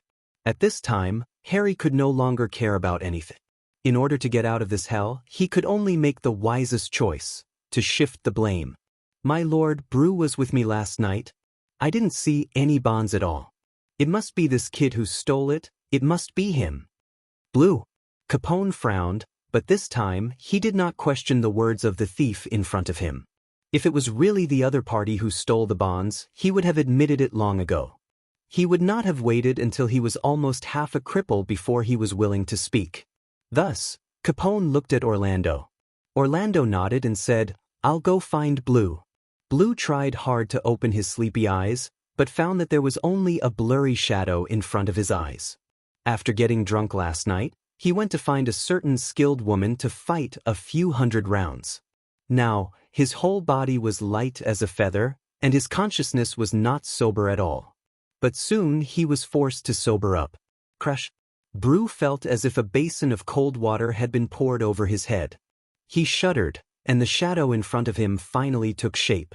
Then he recognized Orlando. Father! Brew shouted as if he had found someone to rely on. Orlando was actually not Brew's father. To be precise, he was not his biological father. There were many orphans in Alfalfa City who had no parents. Their best fate was to be adopted by a big shot of a region as an adopted son. Of course, this so-called adopted son could not be compared to the adopted sons of nobles who had the right of inheritance. Orlando didn't have anything for his adopted son to inherit. He adopted orphans, of course, not out of kindness. He just wanted some younger brothers who would work for him. Therefore, there were more than 300 adopted children like Blue in Orlando. Therefore, Brew's shout didn't cause any ripples in Orlando's heart. He looked at his adopted son expressionlessly and said coldly, Don't worry. Blue, were you with Harry last night? Yes, father. Last night, I was outside helping Harry keep a lookout. He went in to steal something and then gave me a gold coin. Keep a lookout? Orlando frowned. You didn't go in to take something yourself? Brew hurriedly shook his head like a rattledrum. Capone was sitting at the side. When he heard this, he snorted impatiently to urge Brew. Orlando squatted in front of Brew, took out a bond, and asked in what he thought was a gentle and cordial tone, "Brew, tell father, did you take this thing?" "Father, I didn't enter the residence of the caravan at all." Brew shook his head repeatedly, then glanced at the bond in Orlando's hand and denied it more firmly. "Really, father, I've never seen the thing in your hand." Orlando's eyes finally turned cold, and his patience was gradually exhausted. He asked for the last time, "My child, you don't know the true value of this thing at all. This is not something you can covet. Even I don't dare to touch it. Hand it over, and Capone and I can guarantee your safety. We can even give you a sum of money enough for you to squander for a lifetime. But if you continue to be stubborn, then don't blame me for not respecting the relationship between father and son." "Father, I'm really telling the truth. You must believe me." Brew hugged Orlando's thigh and wailed, "It must be Harry who stole it. He framed me. It must be so. You can interrogate Harry." Orlando's face gradually stiffened, and a burst of anger ignited in his chest. He kicked Bruce to the ground and growled, "Don't worry, Bruce. We've already interrogated Harry.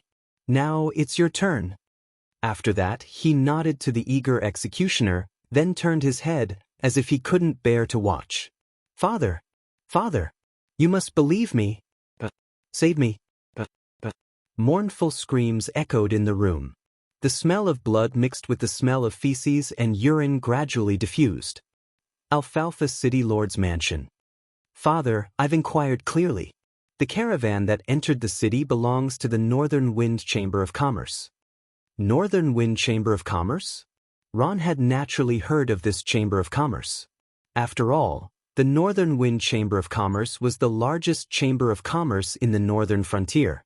Moreover, he had also heard that the president of the Northern Wind Chamber of Commerce, Arnold, had some disagreements with Count Angeli because of the establishment of the Northern Frontier Foreign Trade Company.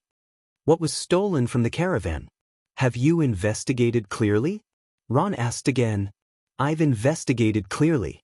It's said to be a huge amount of bonds." "Is it the kind of bonds that the House of St. Hilda recently issued?" "That's right." "Hee." Ron smiled faintly. It seems that when they came to report the case, they didn't tell the truth. When the people of the caravan came to the Public Security Office to report this morning, they only said that they had lost some gold coins and important documents. The caravan probably didn't dare to tell the truth. After all, the value of the bonds is huge. Even Capone has been alarmed and is personally investigating. Jason said with certainty. The Alfalfa Brotherhood was a loose organization that didn't have any confidentiality to speak of. The moment Capone told Orlando about this matter, the news immediately leaked out. Ron didn't speak anymore and just paced back and forth in the room. He suddenly felt that this matter wasn't as simple as it seemed on the surface. How could the Northern Wind Chamber of Commerce come to Alfalfa City with such a huge amount of bonds? Who was the person they were trading with? The reason why Capone was so nervous, was it because of the huge value of the bonds that moved him? Or was it because of the big shot behind him in the eastern region? Of course, the most important thing was, what kind of impact would this matter bring to Alfalfa City? Jason saw that Ron hadn't spoken, so he couldn't help but feel anxious. He took the initiative to ask, "Father, what should we do?" Ron pondered for a long time and then said, "Immediately go to the Red Maple Manor and inform Count Angeli about this matter." Jason scratched the back of his head and said with some hesitation, "Father, didn't you say that we should condone these merchants from the northern frontier coming to Alfalfa City to smuggle? Why did you take the initiative to alarm Count Angeli now?" "Because there's a problem with this Northern Wind Chamber of Commerce." Ron said in a deep voice, "Don't ask any more questions. Leave immediately." Jason had no choice but to suppress the doubts in his heart and turned around to leave.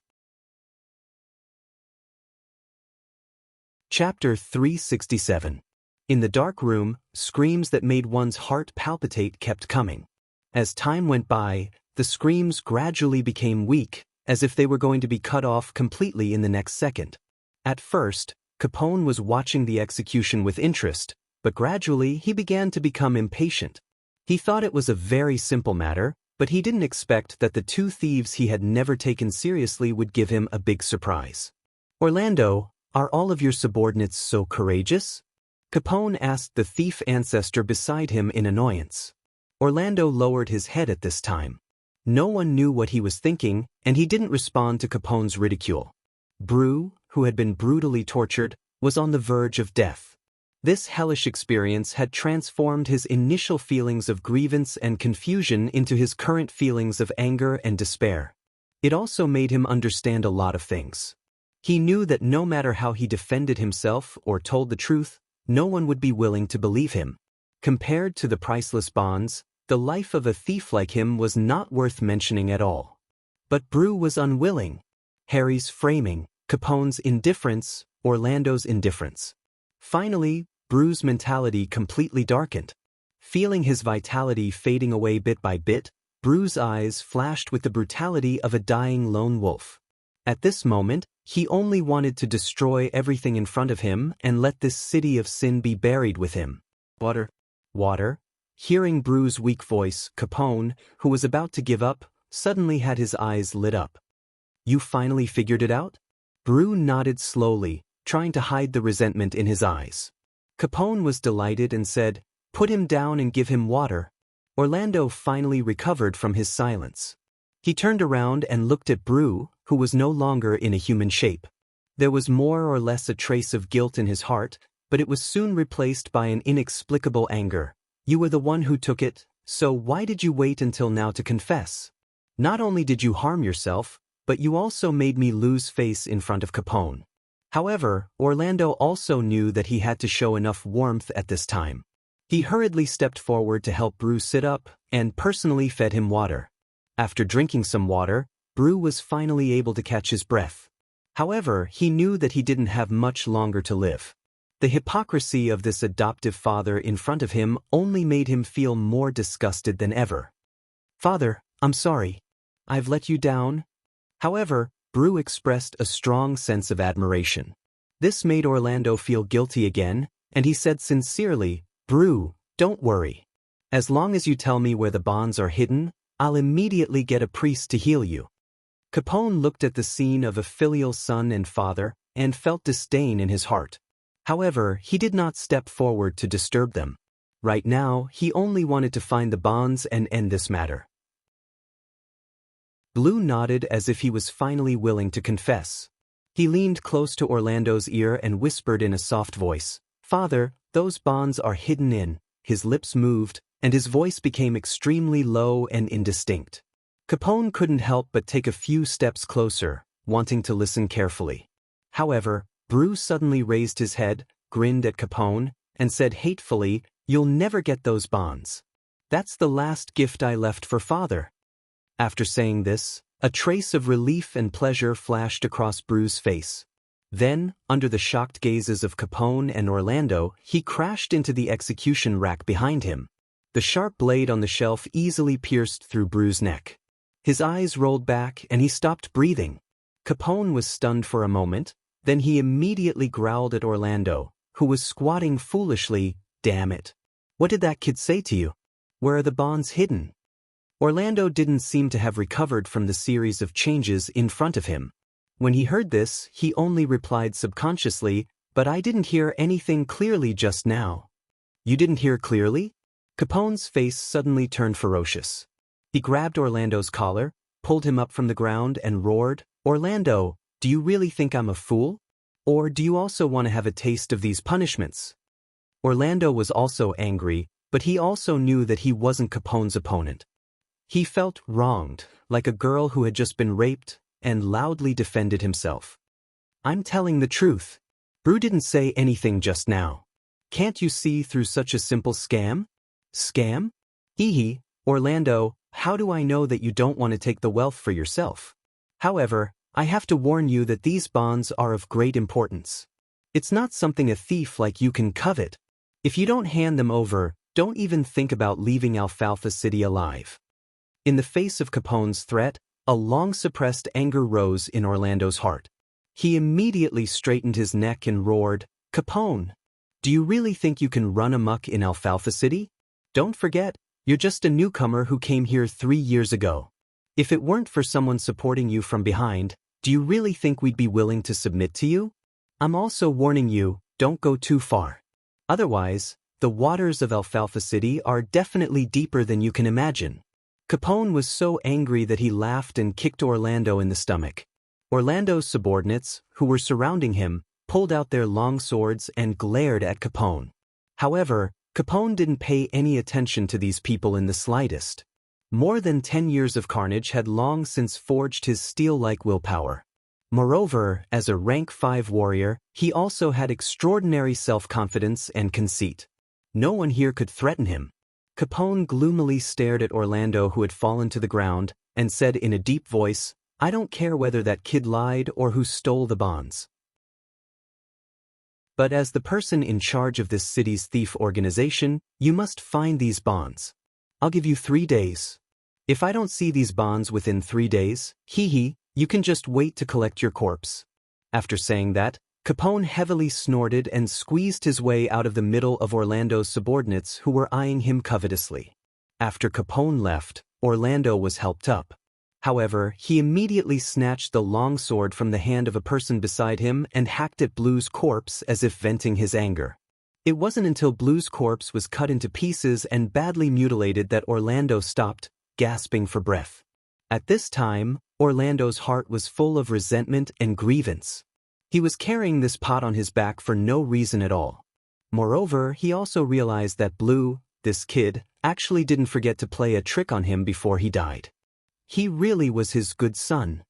After what he did, perhaps the whole city would soon know that the priceless bonds were in Orlando's hands. The key point was that he didn't know anything at all.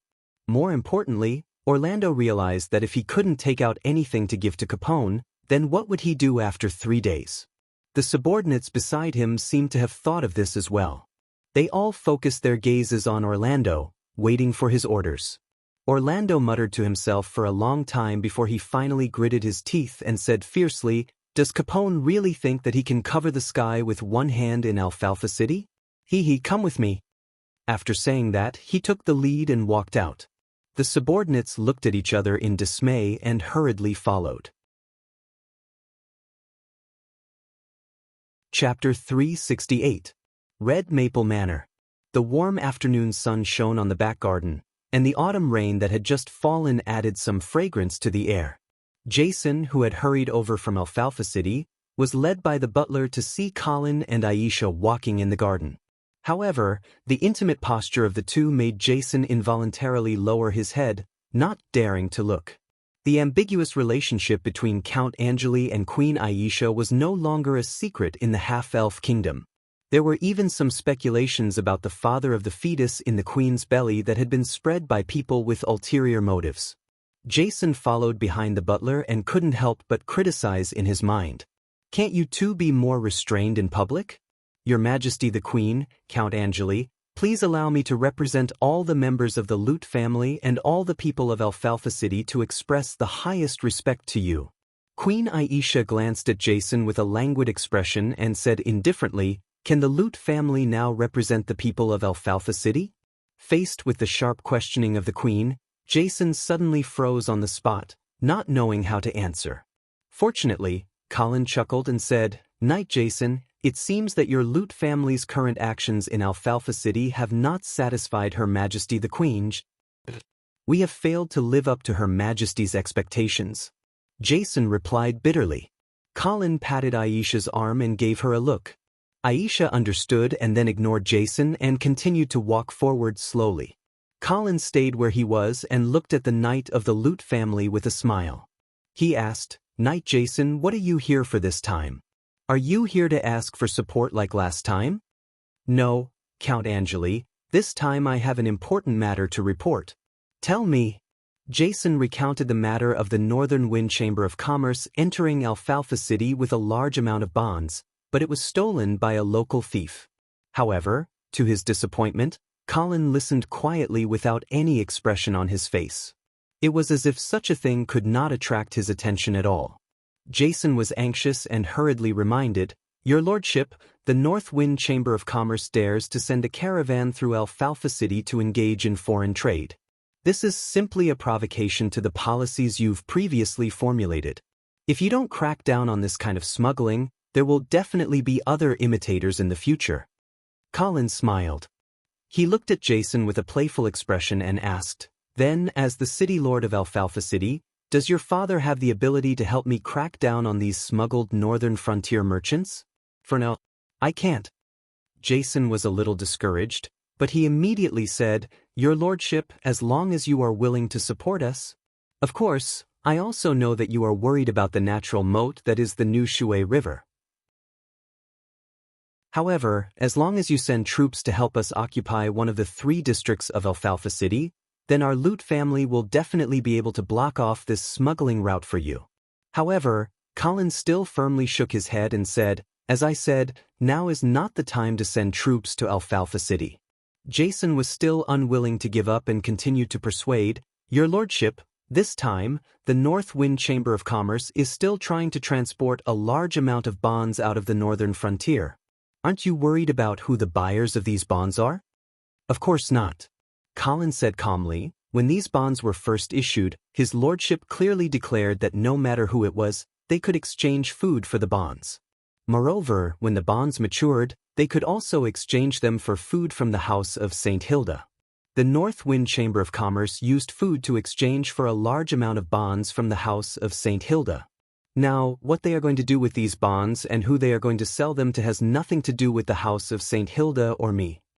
However, this time, the North Wind Chamber of Commerce is obviously preparing to trade such a large amount of bonds to the Eastern region.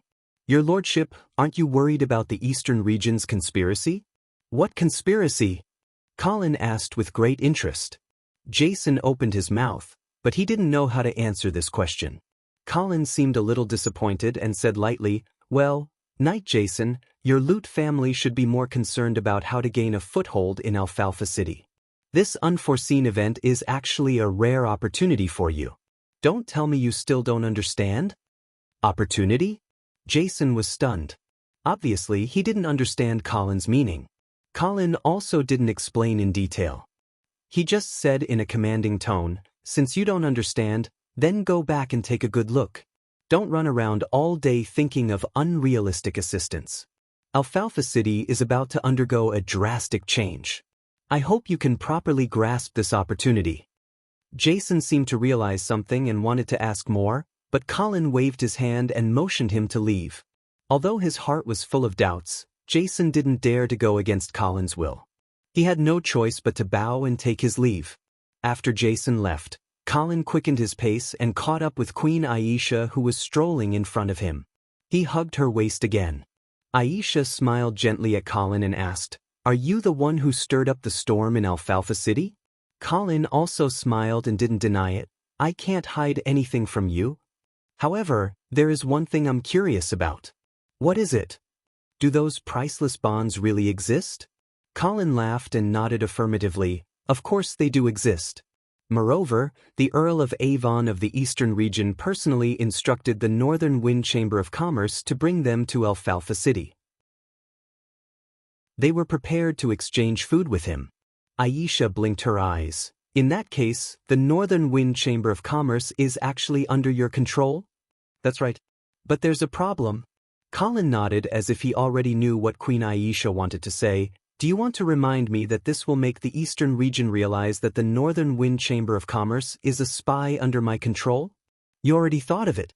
"Yes, and the solution is very simple." "What solution?" "Find a scapegoat." "Scapegoat?" Queen Aisha repeated the new words that came out of Colin's mouth twice. She seemed to understand the meaning behind it. "Is it the Loot family?" "Smart." Colin gently pecked the Queen's delicate red lips. "However, you don't have to worry about the Loot family. I have already arranged for people in Alfalfa City. At least, Ron won't die in revenge. As for whether he has the ability to clean up the mess in Alfalfa City, it will depend on his own ability.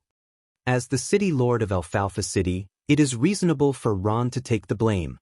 Queen Aisha said sternly, "You have already helped him a lot. If he holds a grudge against you because of this, then he doesn't know what's good for him." "Hold a grudge?" "No, he will only hug my thigh even tighter. After this, the Loot family will become a thorn in the side of the Eastern region. If Ron wants to live, he can only desperately defend Alfalfa City for us." Queen Aisha nodded. Then, she said with some worry, However, I am a little worried. With Ron's ability, he may not be able to control the chaos in Alfalfa City. Actually, it doesn't matter, Colin shrugged and said casually, at least it won't be worse than it is now, right? That's true. As long as it is not controlled by the forces supported by the Eastern region, it doesn't matter even if Alfalfa City becomes a mess. At this time, the confident Colin still didn't know that the development of Alfalfa City's situation had deviated from the track he had expected. The affairs of the world were unpredictable. Many times, plans could not keep up with changes. While the two were chatting, the butler came over again and handed a letter to Queen Aisha. The queen hurriedly skimmed through it and handed it to Colin. At the same time, she smiled and said, "It's almost time for us to return to Silver Moon City." Colin read the letter and smiled. He reached out and gently stroked Aisha's bulging belly and said, all right, then let us welcome the birth of this new life together." Chapter 369. Yes, the bonds are in my hands. In a dark hut, Orlando faced a group of big shots from Alfalfa City's underground forces and said in a deep voice. At this point, he already knew that no one would believe him no matter how he tried to explain that he had never seen those bonds. Since that was the case, Orlando simply admitted it and was ready to take advantage of it to make a big move. His opening statement immediately made the group of big shots in front of him breathe rapidly. No one could remain calm in the face of such a huge fortune. Orlando's gaze slowly swept across the faces of the crowd. He had a plan in his mind and continued, "So, do you want me to give all the bonds to Capone?" After a moment of silence, one person stood up and asked, "Orlando, what do you want?" Orlando smiled indifferently. A trace of madness flashed in his eyes as he encouraged loudly, "Everyone, why should we work for that kid Capone? How many years has he been in Alfalfa City? And you all know that he's just a dog in the hands of the Eastern region. Since these bonds have fallen into Alfalfa City, they are everyone's wealth. But Capone, that old dog, actually wants to take away this wealth to please his master. Can you really bear such a shame?" It was unknown whether Orlando was really not good at inciting or if he was facing some old foxes. In short, there was a bit of an awkward silence after his impassioned words. After a moment of awkwardness, someone finally broke the silence. "Orlando, don't talk nonsense. As long as you take out those bonds and distribute them to everyone, we will naturally help you deal with Capone." Of course, Orlando couldn't take out the bonds, but at this time, he had no other way out. Therefore, his attitude became particularly tough. He immediately snorted coldly and said, "In your dreams. If I take out the bonds and distribute them now, will you still help me? I'm afraid that you'll run away after leaving this door." "Then at least give us half first?" "Don't even think about half," Orlando retorted without hesitation. "You want to get benefits without doing anything? Hee, do you really think I'm a fool?" Orlando's toughness was instead mistaken for sufficient confidence. However, Orlando was also worried that he would go too far and anger these people in front of him. After all, none of them were kind people. Thus, he immediately added, "You don't have to worry that I'll go back on my word. Otherwise, you can also join forces and deal with me like you dealt with Capone." "You're much easier to deal with than Capone," a big shot teased. There was a hint of threat and warning in his tone. Of course, Orlando understood what he meant. Although he was worried, he didn't show it on his face. Instead, he deliberately acted impatient and urged, "So, everyone, have you made up your minds? Should he continue to be Capone's dog? Or do you want to come with me and chase this outsider out of Alfalfa City?" The big shots of Alfalfa City's underground forces looked at each other and finally reached a consensus. "Good. Orlando, let's find a new master for Alfalfa City." City Lord's mansion. Ron quietly listened to the report of his son who had rushed back from the Red Maple Manor, and his heart sank. Sure enough, a smuggled caravan and a batch of priceless bonds couldn't change Count Angeli's mind. Ron restlessly paced back and forth in the room. He had nowhere to vent his anger, and resentment accumulated in his chest, making him seem like a beast facing a desperate situation. Jason looked at his father, who had lost his composure, and hurriedly said, "Father, I thought about it on the way back and suddenly realized that Count Angeli seemed to have known that Alfalfa City would be in chaos. What? Ron stopped and looked at his son with bright eyes. Jason reorganized his words and said, "When I reported to Count Angeli what happened in Alfalfa City at the Red Maple Manor, he didn't have any surprise on his face, as if he already knew.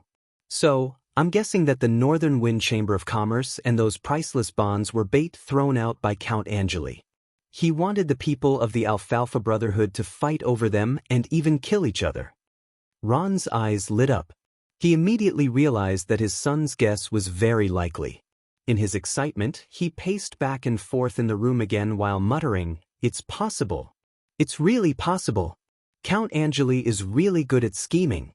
As long as the Alfalfa Brotherhood kills each other over those bonds, we'll have a chance to catch our breath and even advance further." Asterisk knock knock knock asterisk at this moment, someone suddenly knocked on the door. "What's the matter?" "Master, there's a mister from the Northern Wind Chamber of Commerce outside. He wants to see you." Ron frowned. Then he thought of something and his expression brightened. He hurriedly said, "Let him in." Jason also understood and said, "Father, if our guess is correct, then this Northern Wind Chamber of Commerce is also Count Angeli's chess piece." Ron nodded but still warned, "Don't say anything later. I'll deal with this person from the Northern Wind Chamber of Commerce. After all, we're just guessing. Maybe the other party just came to urge us to find the missing bonds." His father. Not long after, a well-dressed middle-aged man led by the steward came to Ron. Looking at this person's face, Ron felt that it was somewhat familiar. However, this person wasn't the steward of the Northern Wind Chamber of Commerce who came to report the case a few days ago. After the merchant respectfully saluted, Ron asked, "What's your name?" "Honorable City Lord, my name is Orlando." "Orlando?" Ron frowned. Just as he was about to ask why this name was the same as the famous thief leader in Alfalfa City, he found that the merchant in front of him had already taken off his hat. Then, he took off his beard and the two moles on the left side of his face. "Orlando!" Ron put one hand on the sword at his waist and cried out in surprise. Standing in front of him wasn't a merchant from the Northern Wind Chamber of Commerce, but the thief leader of Alfalfa City, Orlando. "I'm sorry, City Lord. In order to be able to see you smoothly, I had to put on some disguises," Orlando said courteously. Jason had already drawn his long sword and was pressing it against Orlando's throat. However, Orlando turned a blind eye to it. Ron narrowed his eyes and looked at the other party for a long time before saying to his son, "Jason, don't be rude. This isn't how the Lute family treats guests." Jason withdrew his long sword, but he still looked at Orlando in front of him with vigilance. "Mr. Orlando, how did you deceive my steward?" Ron suddenly asked curiously. Orlando smiled faintly and took out a metal badge from his bosom, saying, "With my ability, stealing an identity card of the Northern Wind Chamber of Commerce isn't a difficult thing." "Indeed." Ron nodded in agreement. "After all, the most important thing of that caravan has been stolen by you." However, Orlando slowly shook his head this time and said in a sincere tone, "City Lord, you've wronged me. Stealing an identity card is easy, but stealing the most valuable bond of the caravan, even I can't do it." "Is that so?" Ron raised his eyebrows, seemingly not believing Orlando's words. "Yes, City Lord. If that bond was really in my hands, do you think I would need to take the risk to see you now?" Ron didn't say anything, obviously thinking about the truth of Orlando's words. After a long while, he smiled noncommittally and asked, "Then, Mr. Orlando, why have you come to see me this time?" "City Lord, I'm here to remind you of something." "What is it?" Orlando took a deep breath and said in a deep voice, "The Lute family is in imminent danger." Chapter 370. Haha. After listening to Orlando's warning, Ron laughed until he was out of breath. However, Orlando didn't feel that what he had just said was ridiculous, and he didn't care about Ron's ridicule. He quietly waited for Ron to finish laughing, and then continued without changing his expression, "My lord, if I really wanted to fool you, I wouldn't have chosen such a clumsy reason." Ron restrained his smile and said indifferently, "So, Orlando, why don't you tell me why the Loot family is in danger? My lord, have you ever thought about how such a valuable bond could be stolen so easily by my two subordinates? Ron showed a thoughtful expression. In fact, he had previously guessed that all of this was Count Angeli's scheme based on similar reasons. However, facing Orlando, Ron didn't want to reveal too much of his thoughts, and he just quietly listened to the other side's narration. My two subordinates didn't reveal the whereabouts of the stolen bonds even though they were tortured beyond recognition. I know them. If they really stole those bonds, they would have confessed long ago. I know them well. If they really stole those bonds, they would have confessed long ago. Now everyone thinks that the bonds are in my hands, but I can honestly tell you that this is a lie. So, this matter was a trap from beginning to end. Orlando, you should say these words to Capone. It's useless to say them to me, Ron said indifferently. And what does this have to do with the Loot family? What do you mean when you said that the Loot family is in danger? My lord, I admit that at this point, it's impossible to wash off the suspicion with just my one-sided words. Everyone believes that the bonds are in my hands. However, have you ever thought about a question? When the caravan first reported the case, they didn't mention the bonds at all. Then why did Capone firmly believe that my subordinates stole the bonds when he found me? Ron thought for a moment and explained, perhaps the people of the caravan didn't want to attract too much attention at first. If everyone knew that the stolen things were so valuable, they would be even less likely to recover the stolen goods. No, my lord. You must also know that the caravan belongs to the North Wind Chamber of Commerce. This time, they came to Alfalfa City to hand over the bonds to the East in exchange for an equal amount of food. In that case, the Eastern region would definitely send someone to do the handover. Therefore, the reason why Capone was able to determine the existence of the bonds was because the people in the Eastern region told him so. At this point, Capone trusted the Eastern region, and the Eastern region also trusted the Northern Wind Chamber of Commerce. But the problem is, I didn't steal the bonds at all. So, there can only be one truth: Northern Wind Chamber of Commerce lied. Orlando's eyes were burning as he continued, then, why would the North Wind Chamber of Commerce, which is obviously colluding with the Eastern region, deliberately lie and let Alfalfa City fall into turmoil? Apparently, the North Wind Chamber of Commerce seems to be in cahoots with the Eastern region, but in fact, they are controlled by Count Angeli. Ron's heart skipped a beat as he secretly approved of Orlando's deduction. Because he himself had just come to a similar conclusion. It was just that he had deduced from the results and motives, while Orlando had deduced from the most important piece of evidence, the bonds. Combining the two, Ron had basically determined that the turmoil in Alfalfa City this time was controlled by Count Angeli behind the scenes. However, in front of Orlando, Ron certainly wouldn't reveal his true feelings, so he just said indifferently, Mr. Orlando, you've said so much just to prove that those bonds are not in your hands.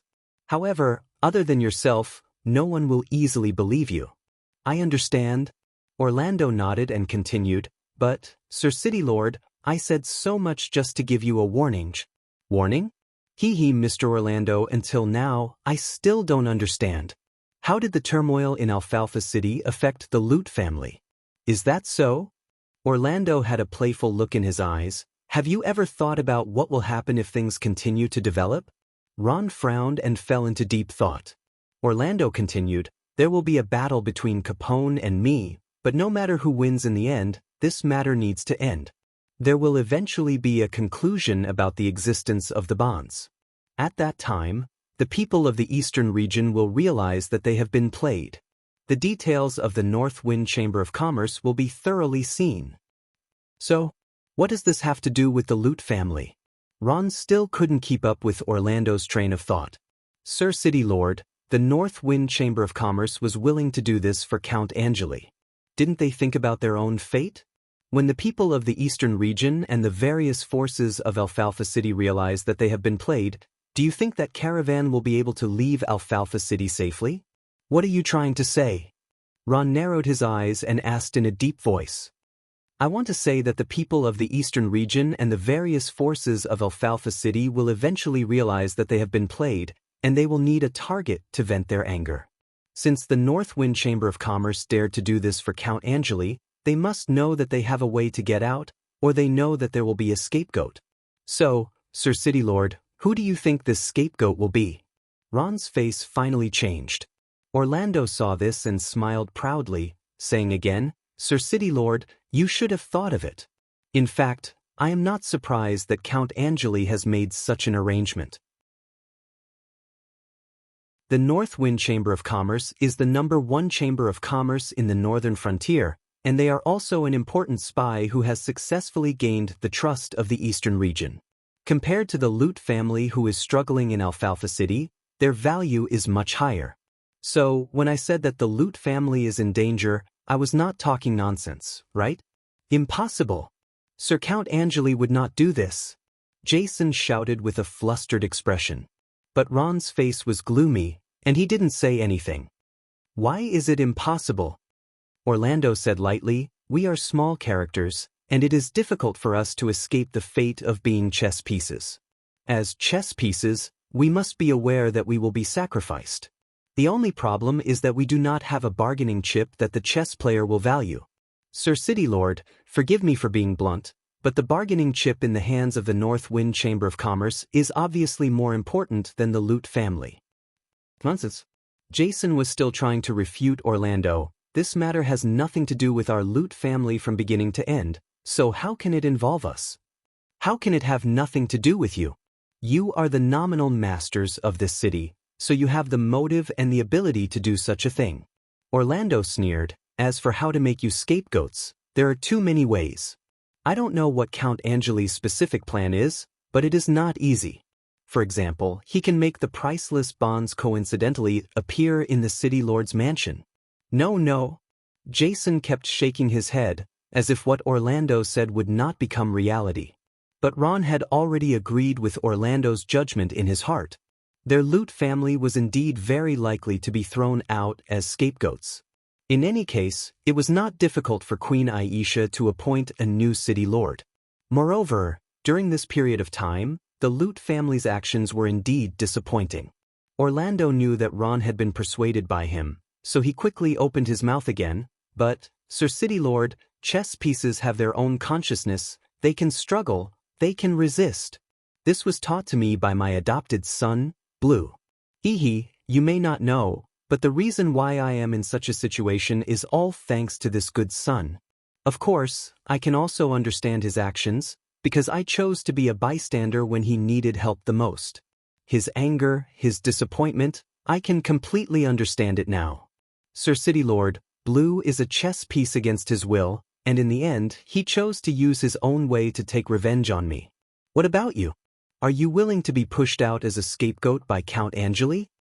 Ron pondered for a long time, and finally raised his head again, his eyes flashing with a dangerous light. He stared at Orlando's eyes and asked in a deep voice, "Then what do you think I should do?" Orlando raised his eyebrows, and a relieved expression appeared on his face. Then he said confidently, "Sir City Lord, I have a plan." You're tuning in to the Passion Pages YouTube channel. We're so grateful for your support, and don't forget to subscribe to join us on this incredible journey through captivating stories. Your generosity through donations truly makes a world of difference, as it's the primary source of revenue that allows me to expand and enhance this channel for you. Thank you from the bottom of my heart for being a part of this adventure.